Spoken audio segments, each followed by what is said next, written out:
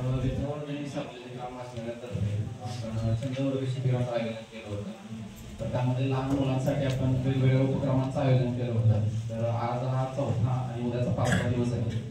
तर आजच्या दिवशी आपण PSI सिद्धी मनोहर सावंत आणि STI माधुरी कुदलगड यांच्या आपण मुलाखत घेणार आहोत आणि त्या मुलाखतीतून आपण जाणून घेणार आहोत की स्पर्धा परीक्षांना आपल्याला कसं फेस करावं लागतं, त्याचा मागचा स्ट्रगल काय आहे, कशा पद्धतीने अभ्यासाचं बुस्टिंग करायचं असतं, तर ते आपण जाणून घेणार आहोत. तरी मी कार्यक्रमाची प्रस्तावना विद्यावर्धनी सार्वजनिक काम वाचनालयाचे अध्यक्ष प्रल्हाद पारडे यांना करायची विनंती.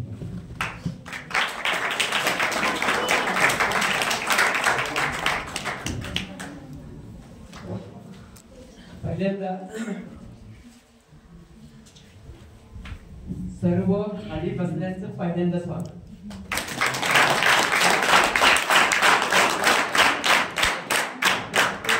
पुढे जायचं, ज्याला पुढे जायचं तो पुढे येतो. लक्षात याचं उदाहरण पहिल्यांदा सांगतो, नंतर बाकी सांगतो. मी डोक्यात ठेवले मला पुढे जायचं, म्हणजे मी कुठेही गेलो, कुठलाही कार्यक्रम असला तरी मी पुढे जाऊन बसतो.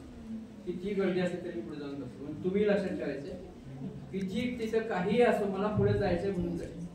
नाही मला बाकीचे पुढे जायचे, तुम्ही तिथंच म्हणून लक्षात ठेवायचं आपल्याला पुढे जायचं तर नेहमी पुढे जाऊन बसतो. आज विद्यावर्धनी वाचनालयामध्ये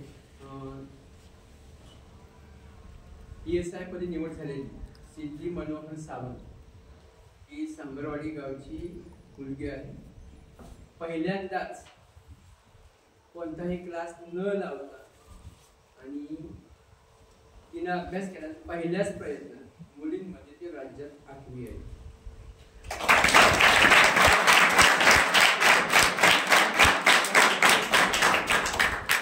न करता जर येत असेल तर तुम्ही सगळं करताय, तुमचे घरचे सुद्धा मदत करताय, तर तुम्हीही पुढे जाणार आहे लक्षात. त्यासाठी सगळं चालू. नंतर माधुरी कुलकर्णी ही सुद्धा अशीच स्पर्धा परीक्षा दिली. आता ती आयकर अधिकारी म्हणून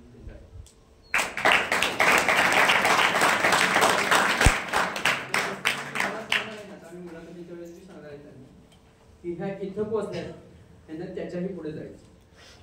त्या दृष्टीने आपण हे सगळं करत आहोत. तर ते आता विद्यावर्धनी वाचनालयाची जरा पार्श्वभूमी थोडक्यात सांगतो. 1992 साली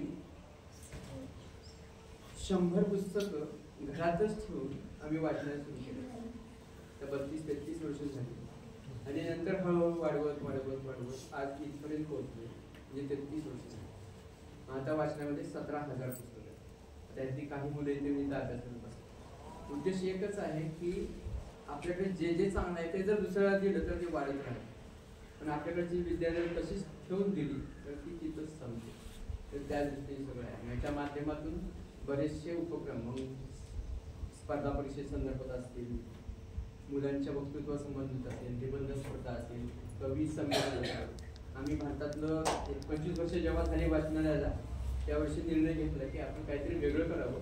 म्हणून भारतातलं पहिलं कवितांचं गाव काढायचा निर्णय घेतला आणि मग आम्ही त्याच्यापासून काम करायला सुरुवात केली. उद्देश एकच आहे की जे चांगलं आहे कमी वेळात आता वाचवलं.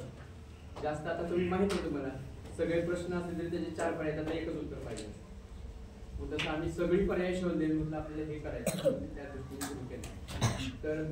तर या दृष्टीने आपण सर्वांनी लक्षात ठेवायचं आहे की आपण इथे आलोच आहोत. इथे म्हणजे पृथ्वीवर आलोच आहोत तर काहीतरी चांगलं काम करायचं. त्यासाठी मी मध्यंतरी 4 वेळी वाचले.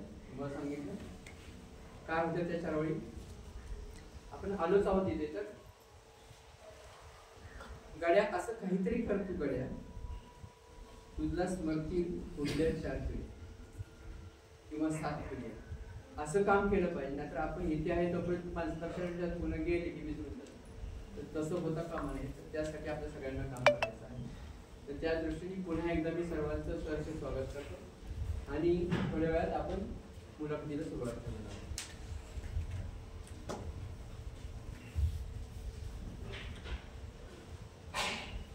कार्यक्रमाला सुरुवात करायच्या अगोदर आपण आपल्याकडे उपलब्ध असलेल्या मान्यवरांच्या सुरुवातीला आपण सत्कार करूया, स्वागत करूया. तर मी श्री नंदकुमार विनंती करतो की त्यांनी PSI सिद्धी मनोहर सावंत यांचा सत्कार करावा.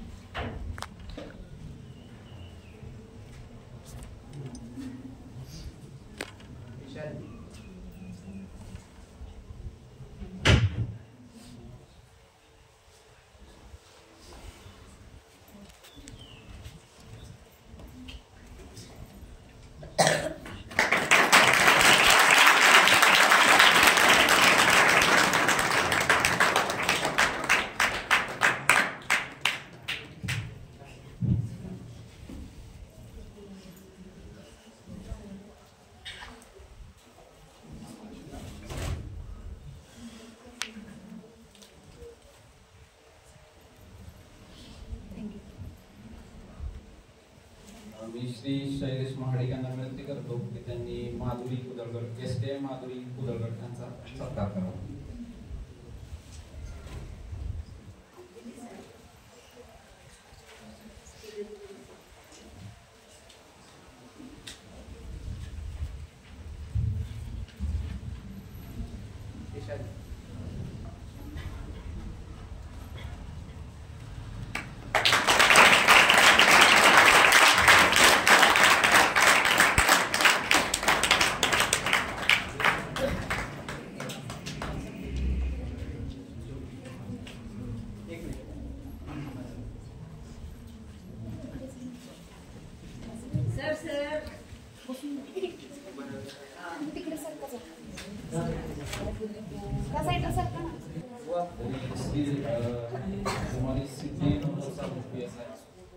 माधुरी कुदळगड यांच्याबद्दल आपण जाणून घेऊया की स्पर्धा परीक्षांना कसं फेस करायला हवं, त्या मागचं स्ट्रगल काय आहे.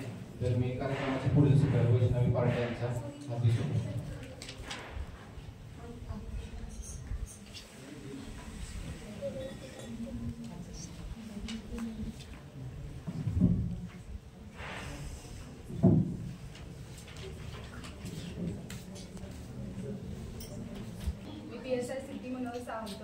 मुक्काम सांबरवाडी पोस्ट यवतेश्वर तालुका जिल्हा सातारा येथे राहते. माझं पदवीचं शिक्षण 2020 मध्ये पूर्ण झालं. पदवीचं शिक्षण माझं 2020 मध्ये पूर्ण झालं आणि महाराष्ट्र लोकसेवा आयोगातर्फे कंबाईन परीक्षा 2021 मधून पोलीस उपनिरीक्षक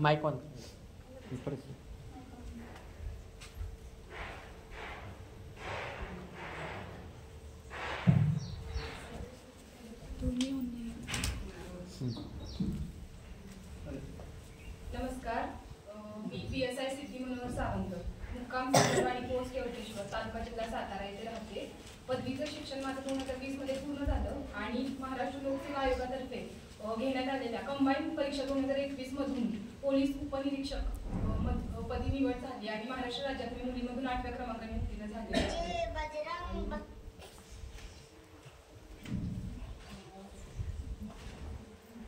तुम्हाला का वाटलं PSI व्हावं आणि कोणता दृष्टिकोन घेऊन तुम्ही हे ध्येय पूर्ण करायचं? आता म्हणजे मी जेव्हा 11वी-12वीला होते, मी सायन्सला होते, वायसी कॉलेजमध्येच होते मी, आणि त्याच्यानंतर मग करिअर काय निवडायचं हेच माझ्यासमोर प्रश्न होता. पण आता मी डोंगराळ भागात राहते आणि नेहमीच घाटात मी मुला-मुलींना आपल्या अकॅडमीच्या प्रॅक्टिस करताना नेहमीच बघत आलेली. मग त्यामुळं आवड निर्माण केलेली माझी हाईट वगैरे आहे. मग माहिती काय कुणाकडून आमच्या भागाकडं कोणच नाहीये झालेलं. PSI तर सोडा, कॉन्स्टेबल पण असे काय नव्हते आणि एवढं नव्हतं आमच्या गावाकडे वगैरे. मग आम्हीच जिओ आलेलं नव्हतं आणि मग आम्ही त्याच्यावरती सर्च केलेलं PSI कसं बनायचं वगैरे. माझ्या वडिलांचा पूर्ण सपोर्ट होता पोलीस खात्यात जायला. मग काढली माहिती की PSI कसं बनायचं, समजतं असं असं आहे. आणि इतिहास, भूगोल, पॉलिटी हे सब्जेक्ट्स होते जे आपण शाळेत शिकत आलो. मी म्हटलं असं काही वेगळं टफ नाही वाटत आहे मला. मग म्हटलं की आपण BA घेऊया. मग सायन्स सोडलं. मला वाटलं फायदा होईल, पहिल्याच प्रयत्नात होईल आणि तसंच झालं. माझी निवड पण झाली पहिल्याच. मग म्हटलं फायदा होईल, जास्त वर्ष वाया घालवण्यापेक्षा लहान वयात आपण हो, म्हणून मी BA घेतलं. आणि BA करत करत मग मला माझे वडील पण मला पूर्ण सपोर्ट करायचे आणि ध्येय मी फक्त PSI ठेवलेलं. म्हणजे मला बाकीच्या MPSC पण माहित नव्हती, ना पोस्ट माहित होत्या, कोणत्याच पोस्ट माहित नव्हत्या, राज्यसेवा, फक्त PSI माहित होती ना. मग तसं त्याच दृष्टिकोनातून तेच ध्येय 2017-18ला मी 13वीला असेल तेव्हापासून तेच डोक्यात ध्येय होतं PSI. म्हणजे मी ते सगळं भिंतीवर वगैरे पण सगळं चिटकवलेलं, बनायचंय PSI वगैरे असंच होतं माझं पूर्ण एवढं मी. मग त्याच्यानंतर मी ते करत असताना पूर्ण फोकसली मला असं समजलं की बाबा आपलं ते पहिल्याच प्रयत्नात निघल का नाही, कारण की कॉम्पिटिशन आपण बघितलं 4 लाख फॉर्म पूर्व परीक्षेला येतात. मग मला असं झालं की निघेल का नाही.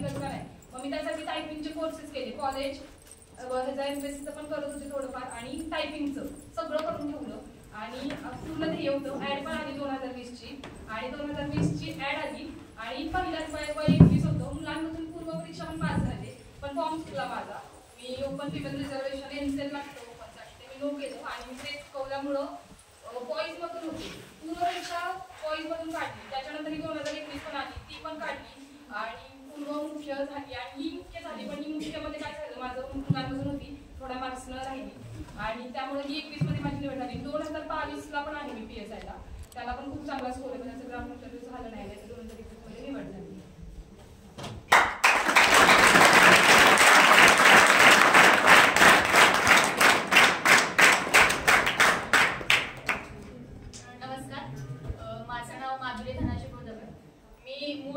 बावधन तालुका वाई जिल्हा सातारा आणि राहायला आता सातारामध्ये.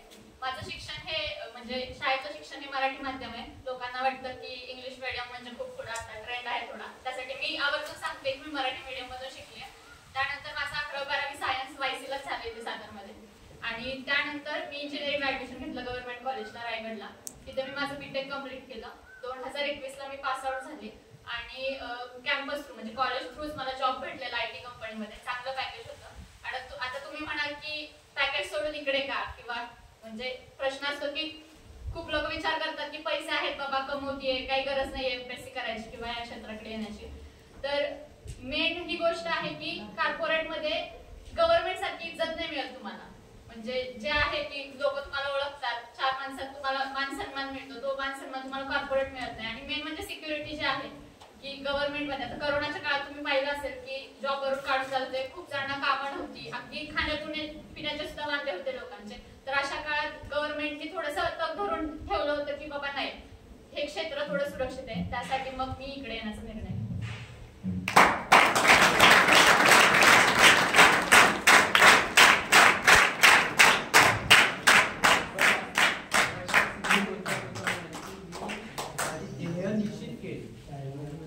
त्याच्या संदर्भात चित्र सुद्धा बाहेर लावली, डोक्यात ते ठेवलं. म्हणजे आपण जेव्हा एखादं ध्येय निश्चित करतो आणि त्या दृष्टीने काम करायला सुरुवात करतो, मग समजा एखादं घर आपल्याला बांधायचं असेल तर आपण किती वेळा बांधू शकतो? तर तुम्ही म्हणाल एकदाच बांधू शकतो. मी म्हणतो ते घर आपल्याला 2दा बांधावं लागतं. पहिल्यांदा आपल्या मनात बांधावं लागतं, मग नकाशावर येतील, मग आपण बांधतो. तसंच आहे हे. आपण जेव्हा आपल्याला शिक्षणात किंवा कुठलेही ध्येय गाठायचं असेल तर आपल्याला त्यासाठी आपल्या मनात ध्येय निश्चित करावं लागतं. आणि ते जर ध्येय निश्चित केलं असेल तर मात्र मग आपण त्याप्रमाणे कृती करून पुढे जायचं. तर तसं स्थितीचंही झालेलं आहे.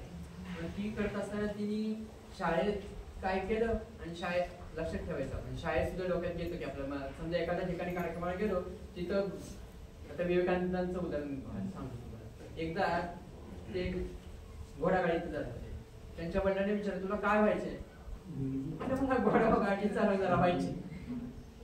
म्हणजे जे दिसतं तसं पुढे बोलतात, तसं आपल्या पुढे समोर काही ना काहीतरी असलं, ध्येय असलं पाहिजे. समोर अशा व्यक्ती आल्या पाहिजे की त्यांच्या बघून आपल्याला काहीतरी वेगळं वाटलं पाहिजे, आपण ते केलं पाहिजे. तर त्या दृष्टीने आहे.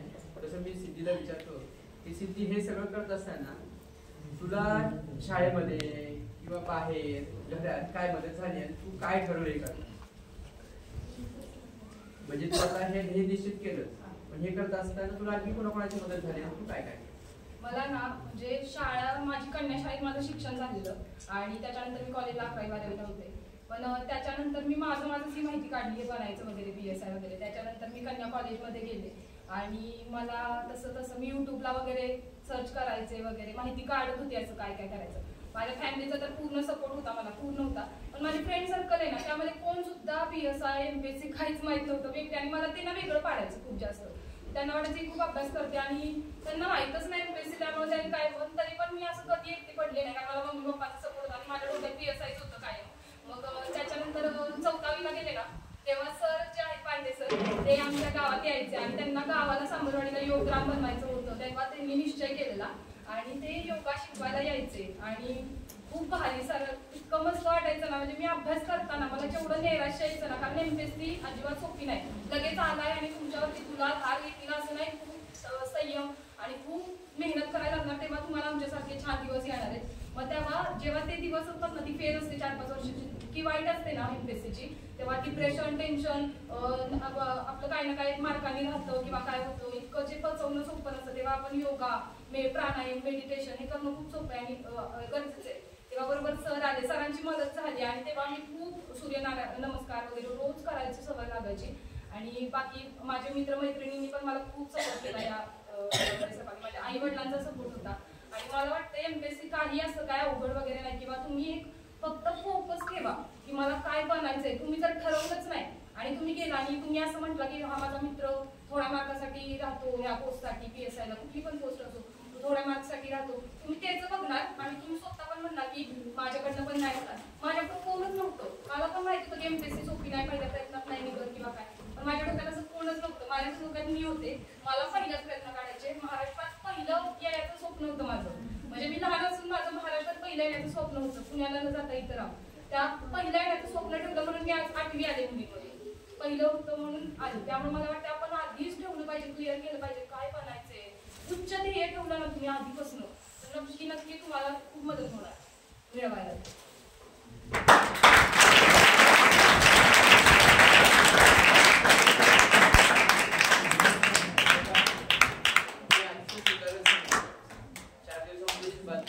पोलीस भरती आहे. पोलीस भरतीसाठी 17,000 जागा राज्यात आहेत आणि आज झाले 17 लाख. मग याच्यावर लक्षात घ्या, हे करण्यासाठी त्या 17,000 मध्येच माझा नंबर असेल हे जर डोक्यात ठेवलं आपण तर आपण सगळेजण तिथे जाऊ शकतो. पहिल्यांदा कुठं आलं पाहिजे, डोक्यात आलं पाहिजे. आणि तिथं म्हणायच नाही अरे माझ्या शेजारचाच पुढे जाईल का मी पुढे जाईल, नाही मला पुढे जायचंय. हे जर डोक्यात ठेवलं ना तर तुम्ही पुढे जाता. म्हणजे जसं वाघाची शिकार करायला गेल्यानंतर ससा सापडतो आणि सशाची करायला गेल्यानंतर उंदीर बी नाही सापडत. पण लक्षात ठेवायचं आपल्याला पुढे जायचं झालं तर पहिल्यांदा एकदा डोक्यात पक्क ठरलं मग तिथं काय आहे, तहान आहे, भूक आहे, वेळ आहे नाही सगळं बाजूला ठेवून आपण त्या मार्गाने जातो. तर त्या दृष्टीने आपल्याला पुढे जायचं असेल तर ह्या दोघींना आपण तेवढ्यासाठी बोलू. कारण जो पुढे जातो ना त्याचं आपण ऐकलं पण त्यांनी करताना सगळं त्यांना बरोबर होत असं नाही पहिल्यांदा. नंतर काही अडचणी येतात आणि त्या अडचणीवर त्यांनी कशी मात केली हे आपण जाणून घेतो. माधुला मी विचारतो की हे करत असताना तुझ्या डोक्यात कसं आलं की तिकडचं सोडायचं इकडे यायचं आणि इकडं आलीस तर ते करताना सहजासहजी लगेच झालं की आलं की काय अडचणी आली? नक्कीच 2021 माझं कॅम्पस थ्रू झालेलं. कॉग्निझंट कंपनी आहे पुण्यात, चांगलं पॅकेज पण होतं आणि माझे वडील स्वतः गव्हर्नमेंटमध्ये आहेत. तर ते लहानपणापासून होतं की वडिलांना बघितलेलं माणसं कशी सन्मान देतात 4 माणसात किंवा कसं आहे बाबा हे गव्हर्नमेंट क्षेत्र कसं आहे. जर आपण राहिलो व्यवस्थित तर इकडे पण खूप करण्यासारखं. मेन म्हणजे समाजासाठी खूप काही करता येतं. तुमच्या हातात पॉवर असतात, त्या पॉवरचा वापर करून तुम्ही समाजासाठी काहीतरी करू शकता. त्यानंतर आई वडील, मेन म्हणजे आई वडील आहेत त्यांचं स्वप्न जे की लहानपणापासून फक्त तुम्ही ते जे आहे त्याच्यापेक्षा वरचं काहीतरी बनण्यासाठी खूप कष्ट करत असतात.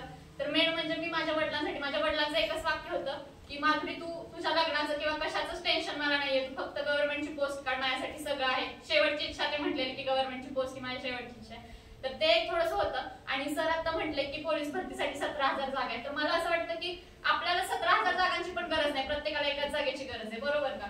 तर 17,000 जागा असो नाही तर 17 जागा असो, आपल्याला फक्त एकच जागा मिळवायची. कष्ट तेवढेच करायचे, फक्त जिद्द पाहिजे.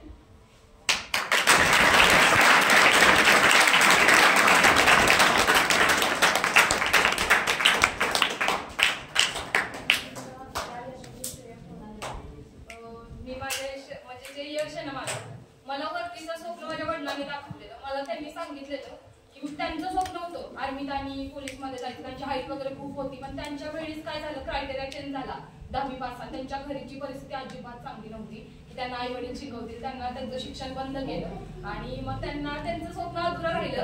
आणि ते मला फक्त एवढंच बोललेले 12वी झाल्यावरती, सिद्धी तू मला वरतीच दिस, कारण त्यांचं स्वप्न राहिलं. मी त्यांच्या स्वप्नासाठी STI mains, tax assistant mains, 2 clerk mains, मी कुठल्याच मेन्स दिल्या नाही, फॉर्म पण भरले नाही, फक्त PSI. तरी पण मी कंटिन्यू 3 PSI ला होते. आणि त्यांच्या स्वप्नासाठी मला सगळे बोलायचे PSI करू नको, निगेटिव्ह करायचे की ती पोस्ट मध्ये खूप दगदग आहे, प्रोफेशनल STI वगैरे प्रोफेशनल जॉब्स आहे, जास्त दगदग नाहीये, खूप बोलायचे PSI करू नको वगैरे. मला इतकं निगेटिव्ह. पण एकच डोक्यात होतं, पप्पांनी आपल्याला वरतीचं स्वप्न दाखवलं ते आपण पूर्ण करायचं, अजिबात दुसऱ्याकडे लक्ष द्यायचं नाही निगेटिव्ह लोकांकडे. आणि माझं हे जे श्रेय आहे ना सर्व मी माझ्या आई वडिलांना देईन. त्यांनी माझ्यावरती विश्वास ठेवला आणि त्यांनी खूप लग्नाची स्थळं आली किंवा काय, पण त्यांनी माझं कधी लग्न वगैरे पण विचार नाही. पप्पांना वाटायचं नाही माझ्या मुलगीचं करिअर झाल्याशिवाय कधी सुद्धा मी तिथं लग्नाचा विचार करणार नाही. श्रेय मी माझ्या आई वडिलांना दिला.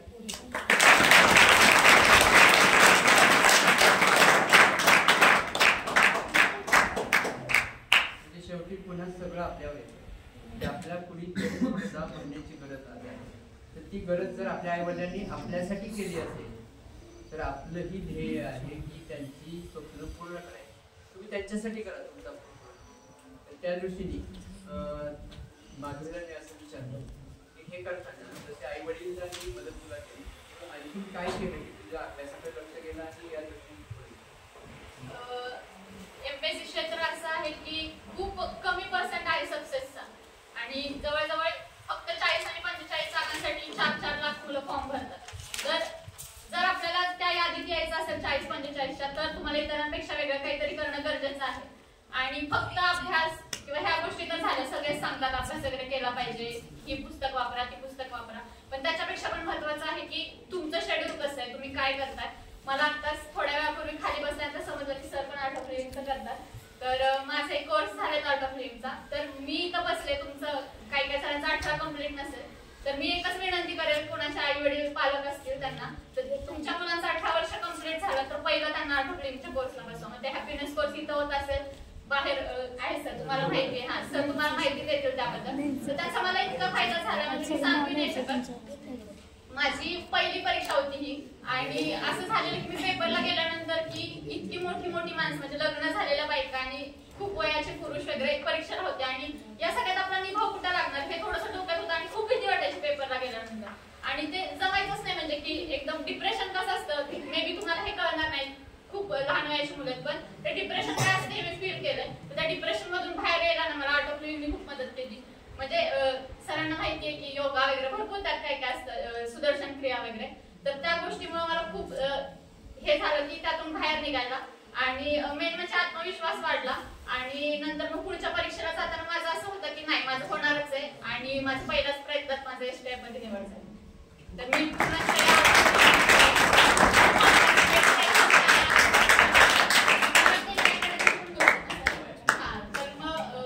पोलीस भरती वगैरे करताय, तर सरांना पण सांगा की थोडं काय आर्ट ऑफ लिव्हिंगचं घेता आलं मुलांसाठी तर ते बेस्ट राहील.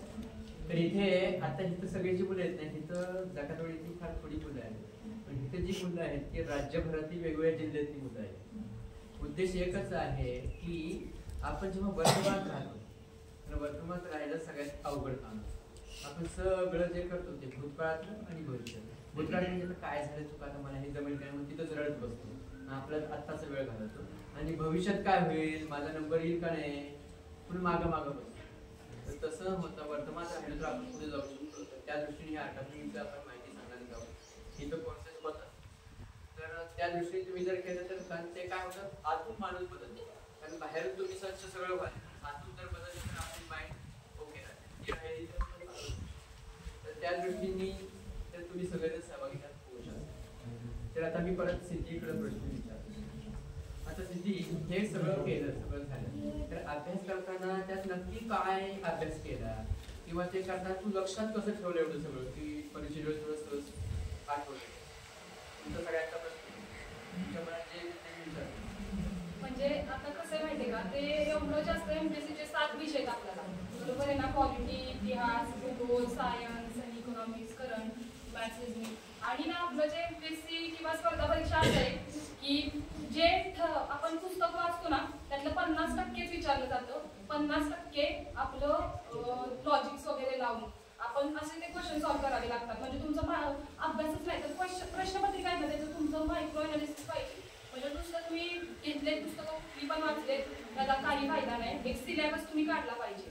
सिलेबस काय, कुठली तुम्ही भरती करताय, MPSC देताय का PSI STI करायचंय, तुम्ही त्याचा सिलेबस काढला पाहिजे. काय सब्जेक्ट्स आहेत, सिलेबस काढल्यानंतर त्यातला सिलेबस मधला एक शब्द तुम्ही पिला पाहिजे, पार इतका तुमचा पाठ पाहिजे तो. मग त्याच्यानंतर रेफरन्स बुक्स काढा, सूची, एक प्रॉपर रेफरन्स पाहिजे. मी म्हणेन तुम्ही भरती करणार असेल किंवा कंबाईन PSI STI करणार असेल तर इतिहासासाठी प्रॉपर रेफरन्स सूची, काय कोणतं चांगलं पुस्तक आहे, माझी पण सूची नक्की देईन आणि ती तुम्ही काढा. आणि त्याचा तुम्ही अभ्यासाचे हे करा की कोणते कोणते विषय आहेत, कोणत्या विषयाला काय काय वाटतं. तुम्हाला अर्थशास्त्र समजत नाही, कितीही केलं तुम्हाला डोक्यात जात नाही, तर तुम्ही त्याचं ऑनलाईन माध्यमात, पुण्यातले जे चांगले चांगले शिक्षक आहेत ते तुम्हाला ऑनलाईन माध्यमात शिकवतात, त्याचा तुम्ही फायदा घेऊ शकता. मला माझ्या वेळेस काय करायचं व्हायचं, माझं पाठांतर पण खूप चांगलं होतं शाळेपासूनच. शाळे कॉलेज पासूनच मी एक टॉपर होते शाळा कॉलेजचे, त्यामुळे मला पाठांतर पण चांगलं होतं. मग मी MPSC काय केलं, संकल्पना समजून पण घ्यायचे आणि जिथं मला काही काही गोष्टी वाटायच्या की या पाठांतराच्या मग मी तिथं टिकमार्क करायचे पुस्तकांमध्ये.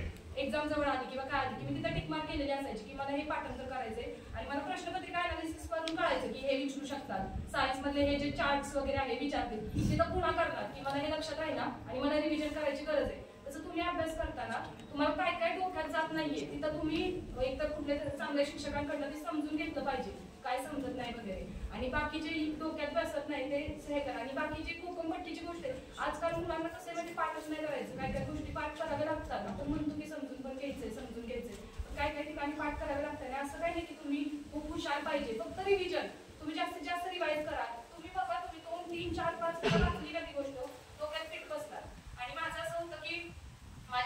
मी मेन्सला वगैरे होते जास्त, एकच प्री दिली आणि मी सगळ्या मेन्सला होते, निघायच्या मेन्स. तर मी कुठल्याही प्रीला बसली की प्री निघायची, मेन्सच होत्या. आणि मेन्सला पण मी ती स्ट्रॅटेजी फॉलो केली की जे टॉपर्स वगैरे त्यांची सूची काढली युट्यूबवरनं, त्यांनी काय पुस्तकं वाचली त्याच लेवलची पुस्तकं मी आणली.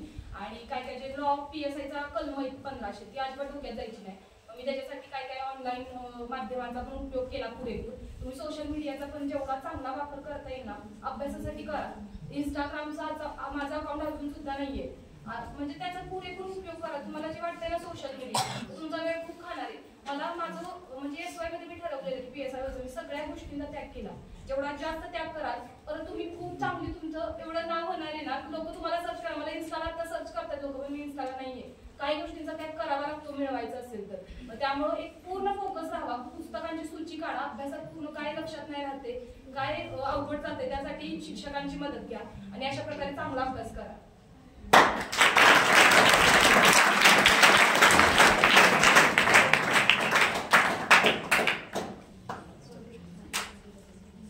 स्पर्धा परीक्षेची तयारी करत असताना प्रत्येक विद्यार्थ्याने कोणते गुण अंगी बाळगावे?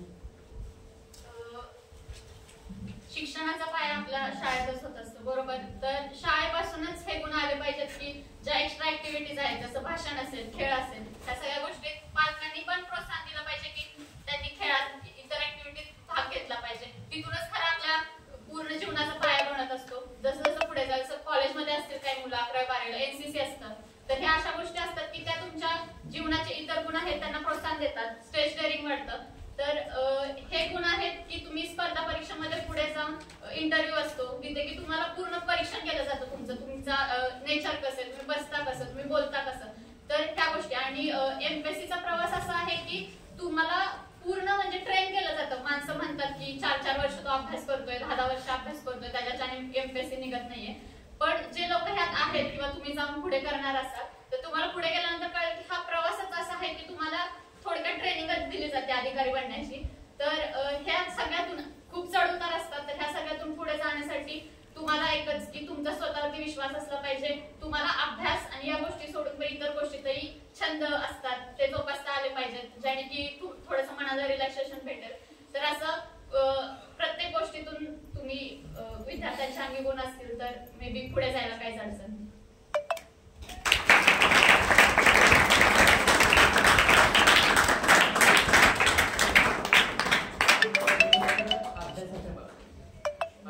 सगळे पोलीस भरतीसाठी आले तर आणि काहींच्या डोक्यात आणखी पुढे जायचं वेगवेगळे. तर त्या दृष्टीने स्थिती ग्राउंडवर जायचं झालं तर सुरुवातीला तुझी तयारीच नव्हती आणि मग तू तयारी कशी केली आणि त्यात कसं तुला यश मिळालं का, काही अडचणी बी आल्या त्या ह्याच्यात? माझं काय झालेलं, माझं एक फोकस पहिल्यापासून क्लिअर होतं. त्यामुळे मी 14वीला होते तेव्हा सर योगा शिकवायला यायचे सगळीकडं. आणि मी तेव्हापासून योगा मला अजिबात व्यायाम आवडायचं नाही, करायचीच नाही मी. पण ते योगा करून करून करून मम्मी मला उठून येणार, सर आले चला योगा करायला लावलं. तिथपासून योगाचं वेट लागलं आणि मी योगा कंटिन्यू चालू ठेवला. आणि त्याच्यानंतर लॉकडाऊन आलं. लॉकडाऊन खरा जे लॉकडाऊनमध्ये ज्यांनी अभ्यास केला ते आता इथं मी असं म्हणेन. कारण तर कोरोना माझ्यासाठी खूप मी त्याच्यात चांगला फायदा घेतला त्या कोरोनाचा. त्यात मी बॉडीवरती वर्कआउट चालू केले, कार्डिओ वर्कआउट वगैरे युट्यूबला असतात एक्सरसाइज ते करायची, प्रॉपर डाएट फॉलो करायला केला, चणे मूग वगैरे तेव्हापासूनच. पूर्व पण दिली नव्हती, त्याच्या आधीपासूनच मी कोरोनामध्ये सगळं व्यायाम आणि खाणं पिणं चालू केलं. आणि काय काय खाणं पिणं, न्यूट्रिशन, आपण युट्यूबला आहे ना सगळं न्यूट्रिशन आपल्याला काय काय बॉडीला रोज गरजेचं आहे, प्रोटीन कशातनं मिळेल आपल्याला जास्तीत जास्त प्रोटीन डाएट. मुलींनी पण तुम्ही ना आपण म्हणतो की आपण काय नाही, ज्यांनी चिकन वगैरे खात नसतील नॉनव्हेज वगैरे तर त्यांनी सोयाबीन वगैरे, सोया चंक्स वगैरे हे जास्तीत जास्त प्रोटीन आपल्या बॉडीत गेलं पाहिजे. आणि त्याशिवाय तुम्ही नाही हे ग्राउंड वगैरे करू शकत. डाएट आत्तापासून तुम्ही खूप चांगला ठेवला पाहिजे सर्वांनी. मी ना मग व्यायाम करायचे आणि मग झाली पूर्व झाली, परीक्षा मुख्य झाली. असं झालं ग्राउंड आमच्या बॅचपासूनच बदललं. PSIचं ग्राउंड 200 मीटर होतं आणि मुलींना आणि वॉकिंग होतं 23 मिनिटं की काहीतरी होतं आणि 3 किलोमीटर होतं. आणि आमच्याच वेळेस चेंज झालं जे की 4 मीटर लॉंग जम्प आली आणि 400 मीटर 1 मिनिट 15 सेकंदात आलं आणि गोळा होता. ते इतकं अवघड होतं की महाराष्ट्रात फक्त 112 जागा आहेत मुलींच्या आणि फक्त 64 मुली 2021 माझ्या बॅचला मिळाल्या. बाकी मुलांना जागा गेल्या, पोरांना गेल्या, मुलीच मिळाल्या नाहीत. इंटरव्ह्यूला आम्हाला कॉम्पिटिशन नव्हती मुलाखतीला, आम्ही ग्राउंड काढलं कमी मुलींनी, आम्ही फिक्स PSI होतो. आणि मी ओपन मध्ये गेल्यामुळे माझं ओपन मध्ये मी 8वी आली, मेन्स ओपन मध्ये काढलेली नाही. त्यामुळे मग असं झालं की मला एवढं होतं डोक्यात फिक्स आपल्याला 40ची लेडी मेन्सला, आता फक्त ग्राउंड काढलं ना आपण PSI फिक्स आहे. मला सर्व स्टडी रूम सगळीकडे केलेलं, पण इतकं मोठं एवढं अवघड ग्राउंड असं वाटलं नव्हतं. असं वाटलं मी पहिल्यापासून व्यायामाचे माझ्यासाठी एक ग्राउंड काय नाहीये, त्यामुळे मी अकॅडमी वगैरे लावली नाही. मला अकॅडमीची अशी एक भीती होती की खूप टफ वगैरे घेतात, आणि मी म्हटलं माझा पहिल्यापासून व्यायाम आहे तर आपण जरा प्रॉपर ग्राउंड केलं. मला मार्गदर्शन करायला होती लोक, म्हणलं आपण पोलीस परेड ग्राउंडला करू आणि माझं होऊन जाईल, पण इतकं अवघड ग्राउंड होईल मला वाटलं नव्हतं. आणि मी त्यावर ठाम होती, मी नाही लावली शेवटपर्यंत अकॅडमी. पण असं झालं की माझ्या खूप अडचणी पण आल्या, माझा ऍक्सिडेंट पण झालेला थोडा मे महिन्यात वगैरे, 2-3 महिने गॅपवर होती. आणि अचानक ऑगस्टमध्येच पडलं ग्राउंड, जरा पावसामुळे पण गॅप होता. मग ऑगस्टमध्ये चालू केलं 12 ऑगस्टपासून, आणि पहिली डेट पडली 8 सप्टेंबर. 20-25 दिवसात एवढं ग्राउंड अवघड कव्हर करणं, मी अभ्यासात होते अजिबात ग्राउंड आधी केलेलं, फक्त परत 3 महिन्याचा गॅप होता, परत कव्हर करणं म्हणजे अंगावरतीच काटा आलेला, कसं होणार. पण मी केलं, पाऊस आला, परत ग्राउंड गेलो, आणि ते नोव्हेंबरमध्ये झालं, 2 नोव्हेंबर. परत सप्टेंबरमध्ये इंजुरी. म्हणजे मी सांगेन की तुम्ही ग्राउंड करता नाही ना प्रॉपर, म्हणजे अकॅडमी तुम्ही लावली असेल ना तर ती इंजुरी होण्यापासून वाचायचं. म्हणजे खूप खूप खूप पाय दुखतो, शिनपेन होतं आपलं, ते कधीच नाही सुटत, शेवटच्या दिवसापर्यंत शिनपेन जात नाही. पण तुम्ही पाय म्हणजे ते मालिश करणं रोजच्या, म्हणजे तुम्ही ते दुखणं जर तसं ठेवलं ना इंजुरीमध्ये कन्वर्ट होतं. त्यामुळे तुमच्या पायाची मालिश करणं, एक डाएट, मला वाटतंय तुम्ही प्रोटीन लय वाढवलं पाहिजे. चणे मूग एक स्मूदी, काजू बदाम वगैरे टाकून, केळ टाकून भिजवलेलं, पांढरे तीळ जे आहे, जवस, हे सगळं खाल्लं पाहिजे. मला वाटतं जेवढं ग्राउंड पळणं महत्वाचं आहे ना तेवढं तुमचा डाएट महत्वाचा आहे. तुम्ही जर तुमची बॉडी एक मशीन टाईप आहे, तिला तुम्ही इंजिन टाईप, तुम्ही त्याला खायला चांगलं दिलं नाही किती पळणार किंवा किती तुम्हाला आउटपुट देणार आहे. म्हणून तुम्ही डाएट पहिला सुधरा, बॉडीवरती लक्ष द्या चांगलं. आणि जे अकॅडमी तुम्ही करताय अकॅडमीला तिथे 100% द्या. असं विचार करू नका तुमचा मित्र लय भारी पडतोय, मी कमी पडतोय, की काय माझं स्टॅमिना नाहीये किंवा काय, असं काय नाही. तुम्ही जेवढं कन्सिस्टंट राहाल, जेवढी कन्सिस्टन्सी मेंटेन कराल की नाही बाबा आपण बेस्ट आहे सगळं होऊन जाईल.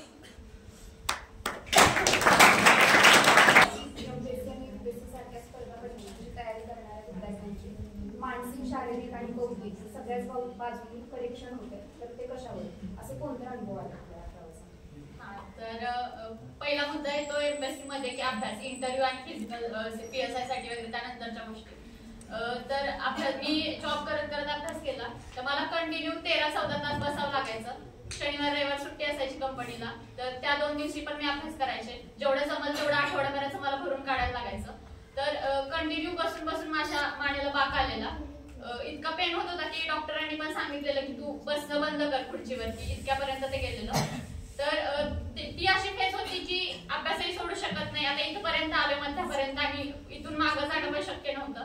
तर तो एक फेज खूप वाईट होता की म्हणजे आई वडिलांना इतकं वाईट वाटत होतं की पोरगी इतकं करते पण बॉडी साथ देत नाहीये, आणि वजनही इतकं वाढलेलं बसून तुम्ही वर्कआउट करून अभ्यास करू शकत नाही. म्हणजे तुम्हाला अनुभव येत असेल, पोलीस भरतीची मुलं सकाळी वर्कआउट करत असतील, झोप येते, खूप गोष्टी, त्यामुळे वर्कआउट करून अभ्यास करणं शक्य नाही. तर त्यामुळे वेटही इतकं वाढलेलं, खूप म्हणजे शारीरिक त्रास चालू झालेला. तर ती एक फेज होती माझ्यासाठी की तुला इथून पुढे गेलंच पाहिजे. आणि दुसरा अनुभव असा की प्री झालेली, प्रीला चांगला स्कोर होता मला माहिती होता, आणि 1 वर्षानंतर माझी मेन्स झाली. तर माझ्या म्हणजे उद्या पेपर आहे माझा मेन्सचा, आणि आदल्या दिवशी माझ्या आईचं ऑपरेशन होतं. तर तो क्षणच असा होता की मी जाऊ शकत नव्हते. म्हणजे आई हा किती सेन्सिटिव्ह विषय असतो आपल्यालाही माहिती आहे की आपली आई दवाखान्यात बेडवरती आहे आणि आपण नाहीच काही करू शकत, म्हणजे डोक्यात आपला दुसरा विचारही येऊ शकत नाही. पण तो एक क्षण माझ्यासाठी होता की माधुरी तू आज गेलीस तर उद्याचे चांगले दिवस तुला दिसतील, जर तू आज भावनी खोनीतच थांबलीस तर उद्याचा दिवस तुला दिसू शकत नाही.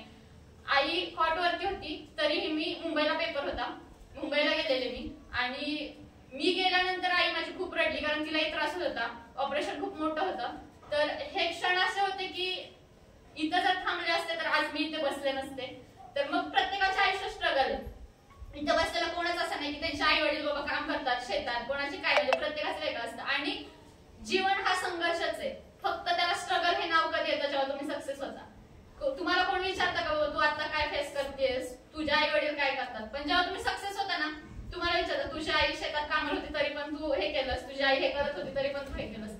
तर मग ह्या गोष्टी असतात की जेव्हा तुम्ही सक्सेस होणार तुमच्या संघर्षाला स्ट्रगल हे नाव येणार, आणि जर तुमच्या संघर्षाला स्ट्रगल हे नाव पाहिजे असेल तुम्हाला कष्ट कष्ट आणि कष्ट आणि ते रेग्युलर कष्ट एवढाच पर्याय आहे.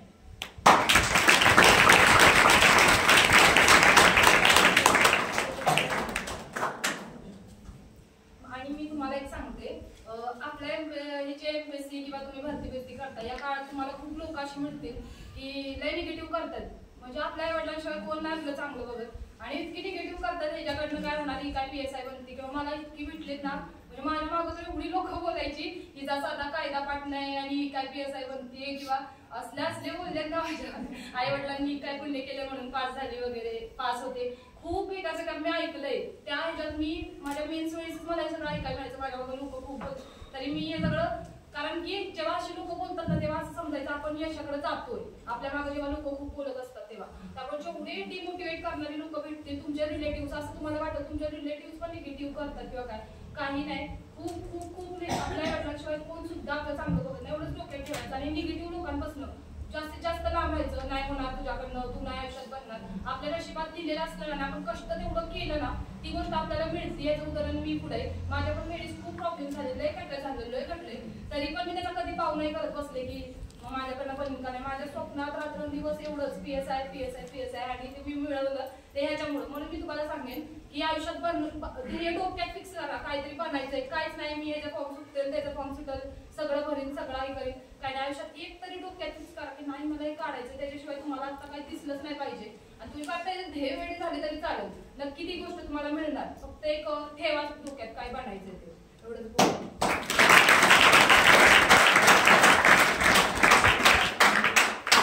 तिने सांगितलं एकदा ध्येय पकडले की त्याच दिशेने. आपल्याकडे जेव्हा घोड्या असतात त्याच्या बाजूला असं बांधलेलं असतं, त्याला फक्त समोरच दिसतं. तसं आपण डोक्यात ठेवायचं. तुकाराम महाराजांचं एक अभंग आहे, कोणी निंदा कोणी बंदा आमचा स्वहिताचा धंदा. म्हणजे आमच्या स्वतःचं हित आम्हाला करायचं. म्हणून त्यात दुसरा एक अभंग आहे, काय आहे तर ऐसा पुत्र व्हावा गुंडा त्याचा तिन्ही लोकी झेंडा. तसं आपल्या प्रत्येकाच्या आई वडिलांचं स्वप्न पूर्ण करण्यासाठी आपण इथे आलो. ते पूर्ण करायचं असेल तरच आणि तरच आपण त्या ध्येयाने पुढे जाऊ शकतो. तर त्यासाठी तू आता हे STIS का पकडलंस आणि हे इथंच तू थांबणार आणि पुढे जायचं? नक्कीच नाही, ते तर थांबणार नाही कारण पहिलाच प्रयत्न झालाय. आणि STIS का तर माझ्या सगळ्या गोष्टी प्री निघालेल्या पहिल्याच प्रयत्नात. माझ्याकडे असिस्टंट सेक्शन ऑफिसर पण होतं मंत्रालयातलं, स्टेट टॅक्स इन्स्पेक्टर म्हणजे आत्ताचे पद भेटलंय ते पण आहे माझ्याकडे, आणि PSI साठी पण मी क्वालिफाय झालेले. ग्राउंडही केलं मी 4 महिने, अकॅडमी लावलेली. तर STIS का तर खूप म्हणजे प्रत्येकाची चॉईस असते, प्रत्येकाला काहीतरी कोणत्या पोस्ट बद्दल आकर्षण असतं. तर STI साठी STI ही अशी एक पोस्ट आहे की तुम्ही तुमच्या जिथे राहता तिथे पण तुम्हाला पोस्टिंग भेटू शकतं. प्रत्येक पोस्टचे वेगळे फायदे आहेत तोटे आहेत. तर माझ्या मते STI हा जॉब माझ्यासाठी काय योग्य आहे तर थोडंसं मला पुढचा अभ्यासही करायचा आहे, पुढचं प्रिपरेशन करायचं आहे. तर जॉब करत करत मला वाटतं की योग्य वेळ देऊ शकते पुढच्या एक्झामचा अभ्यास करण्यासाठी. आणि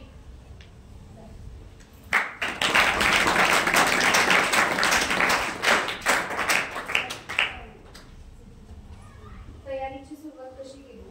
मला कोणाकडून प्रेरणा मिळाली? मी सांगितलं की आपला जिल्हाच लष्कराचा जिल्हा म्हणून एक सगळीकडं हेच प्रमाण जास्त आहे आपल्याकडे भरतीचं वगैरे. मग तीच प्रेरणा होती माझ्याकडे. मी ज्या गावात राहायचे तिथं प्रॅक्टिस आणि माझ्या वडिलांनी पण मला सपोर्ट केला त्या स्वप्नासाठी. म्हणून मी बनायचं PSI केलं.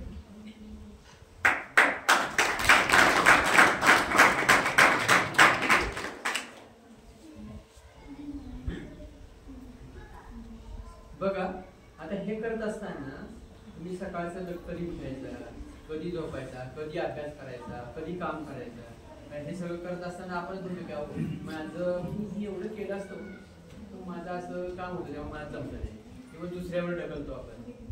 बरोबर आहे ना? म्हणजे आपलं काय जर चूक झाली, आपल्याला काही यश मिळालं नाही, त्याचं खापर आपण दुसऱ्यावर पडतो. तर तसं न होता तुमची दिनचर्या आवड असली की सवड मिळते असं म्हणतात. तर आपल्याला गाठायचं म्हणजे आपल्याला करावंच लागेल. असं कोणच नाही की अकॅडमी लावली आणि 5-6ला उठत नसेल, बरोबर? तर तिथूनच माझाही दिवस चालू व्हायचा. 6-6:30 पर्यंत आवरून 1 तासाचं मी मेडिटेशन आणि वर्क म्हणजे थोडंसं वॉकिंग वगैरे या गोष्टी करायचे. नंतर अभ्यास चालू दिवसभर, थोडासा ब्रेकही घ्यायचा, तुम्हीही घेत जावा, थोडंसं आवश्यक आहे ब्रेक वगैरे घेणं. आणि संध्याकाळच्या टाइमला थोडंसं इतर गोष्टी म्हणजे वाचन, अभ्यास सोडूनही काहीतरी गोष्टी केल्या पाहिजेत. आणि मेन म्हणजे की सोशल मीडिया, माझं 2 वर्ष पूर्ण व्हॉट्सअप इन्स्टा पूर्ण, मला आत्ताही फोन नसला तरी चालतो इतक्यापर्यंत. त्या 2 वर्षाची इतकी सवय झाली की फोन नसला तरी चालतो. घरच्यांनाही माहितीये, मला फोन आठवतही नाही की माझ्याकडे फोन आहे आणि मला बघायचा आहे म्हणून. तर ह्या खूप गोष्टी म्हणजे पूर्ण दिवसामध्ये फोनचा वापर, युट्यूबला संध्याकाळी तेही झोपताना की बाबा काय व्हिडिओ बघायचे आपल्याला किंवा अभ्यासाचं काय आहे, युट्यूबला काय आलंय नवीन किंवा एखादा टॉपिक आपल्याला नाही समजत आहे, वाचून नाही समजत आहे, तो संध्याकाळच्या वेळेला बघायचा. तर असं पूर्णपणे तुमच्या दिवसाचं नियोजन पाहिजे. आणि तुम्हाला काय करायचं, तुमच्या पोस्टची रिक्वायरमेंट काय, म्हणजे आता पोलीस भरती करत असाल तर 4-5 सब्जेक्ट आहेत, एखादा सब्जेक्ट नाही तुम्हाला मॅथ्स वगैरे, तर युट्यूबला वगैरे भरपूर अवेलेबल आहे. तुम्ही क्लास करत असाल, अकॅडमीचे सर असतील तर त्यांच्याकडून तुम्ही समजून घ्या. आणि शेड्यूल तुमचं फिक्स पाहिजे. रविवारचं मला वाटतं सुट्टी घेतली तरी पण हरकत नाही, पण त्या रविवारची सुट्टी घेणं तुम्ही कधी डिझर्व करता किंवा तुम्ही कधी घेतली पाहिजे, तर तुम्ही आठवड्याचे 6 दिवस जर पूर्ण वेळ देऊन अभ्यास करत असाल तर. आणि सुट्टी खूप म्हणजे एक म्हणतो ना रिफ्रेशमेंटची गरज असते, तर रविवारी तुम्ही रिफ्रेशमेंट घ्यायला हरकत नाही. अकॅडमीला पण सुट्टी असेल तुमच्या रविवारची तर त्या दिवशी तुम्ही पूर्ण सुट्टी घेऊ शकता. पण जर तुम्ही आठवडाभर योग्य अभ्यास आणि अजिबात टाइमपास न करता केला तर, आणि तुमचा सगळ्या म्हणजे म्हणतात की एमपीएससी किंवा स्पर्धा परीक्षेला सवत नाही पाहिजे. सवत म्हणजे माहिती आहे ना की अल्टरनेट काहीतरी, तर अभ्यासाला सवत नाही पाहिजे, तर ती सवत म्हणजे तुमचा मोबाईल आहे. तर तोच नसला पाहिजे, नसावाच. म्हणजे तिथे इतका टाइमपास होतो की आपण रील्स बघायला चालू केलं तर अर्धा पाऊण तास 1 तास कुठे निघून जाते हे आपल्याला कळत नाही. तर मला वाटतं की त्याकडे थोडंसं लक्ष दिलं पाहिजे. हसण्याची गोष्ट नाहीये ही, जे ही झालेत ना त्यांना तुम्ही विचारू शकता. मोबाईल ही म्हणजे 10 वर्ष पण तुमच्या एमपीएससी मध्ये निघून जातात त्या मोबाईलच्या नादात आणि तुम्हाला कळतही नाही. आणि पुढे फक्त आयुष्यात पश्चाताप असतो, कारण की जेव्हा अभ्यास करायचा होता तेव्हा मी केला नाही आणि मोबाईल आणि ह्या गोष्टी, आणि तुम्हाला यातून कसलाही पैसा मिळत नाही. असं कोण आहे का बाबा की जो मोबाईलवर बघून आता सरकारी नोकरी एवढा पैसा कमवतोय? आहे का कोण? असेल तरी पण सांगा, म्हणजे त्यातही तुम्ही कमवत असाल तर मग चांगली गोष्ट आहे. पण मी सांगते तुम्हाला की जर तुम्हाला यश मिळवायचं आहे तर ही मोबाईल ही सवत नको वापरा, चांगल्या कामासाठी वापरा. आई वडिलांना फोन करण्यासाठी, युट्यूबला लेक्चर आहेत ते बघण्यासाठी, किंवा तुम्ही एखादा ऑनलाईन कोर्स लावला असेल, या चांगल्या कामासाठी तुम्ही मोबाईल वापरू शकता. आणि ह्या गोष्टी जर पाळल्या तर सक्सेस नक्कीच तुमचं.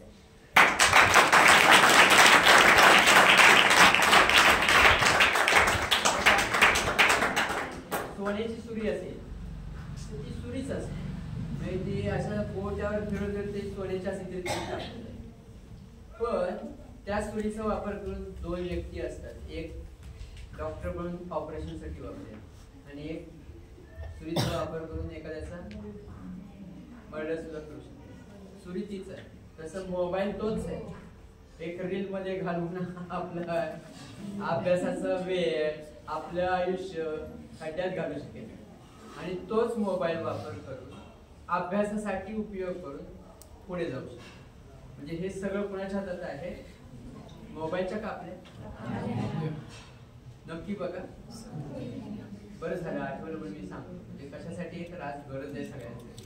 बिरबलाची आणि बादशाची गोष्ट आहे, 2 मिनिटाची आहे. बिरबलांनी जो आहे ना बादशाह, त्याला सवय होती पान खायचं आणि थुकायचं, तर तो राजा होता, कुठेही थुकायचा. बिरबल म्हणाला हे असं का करता हो?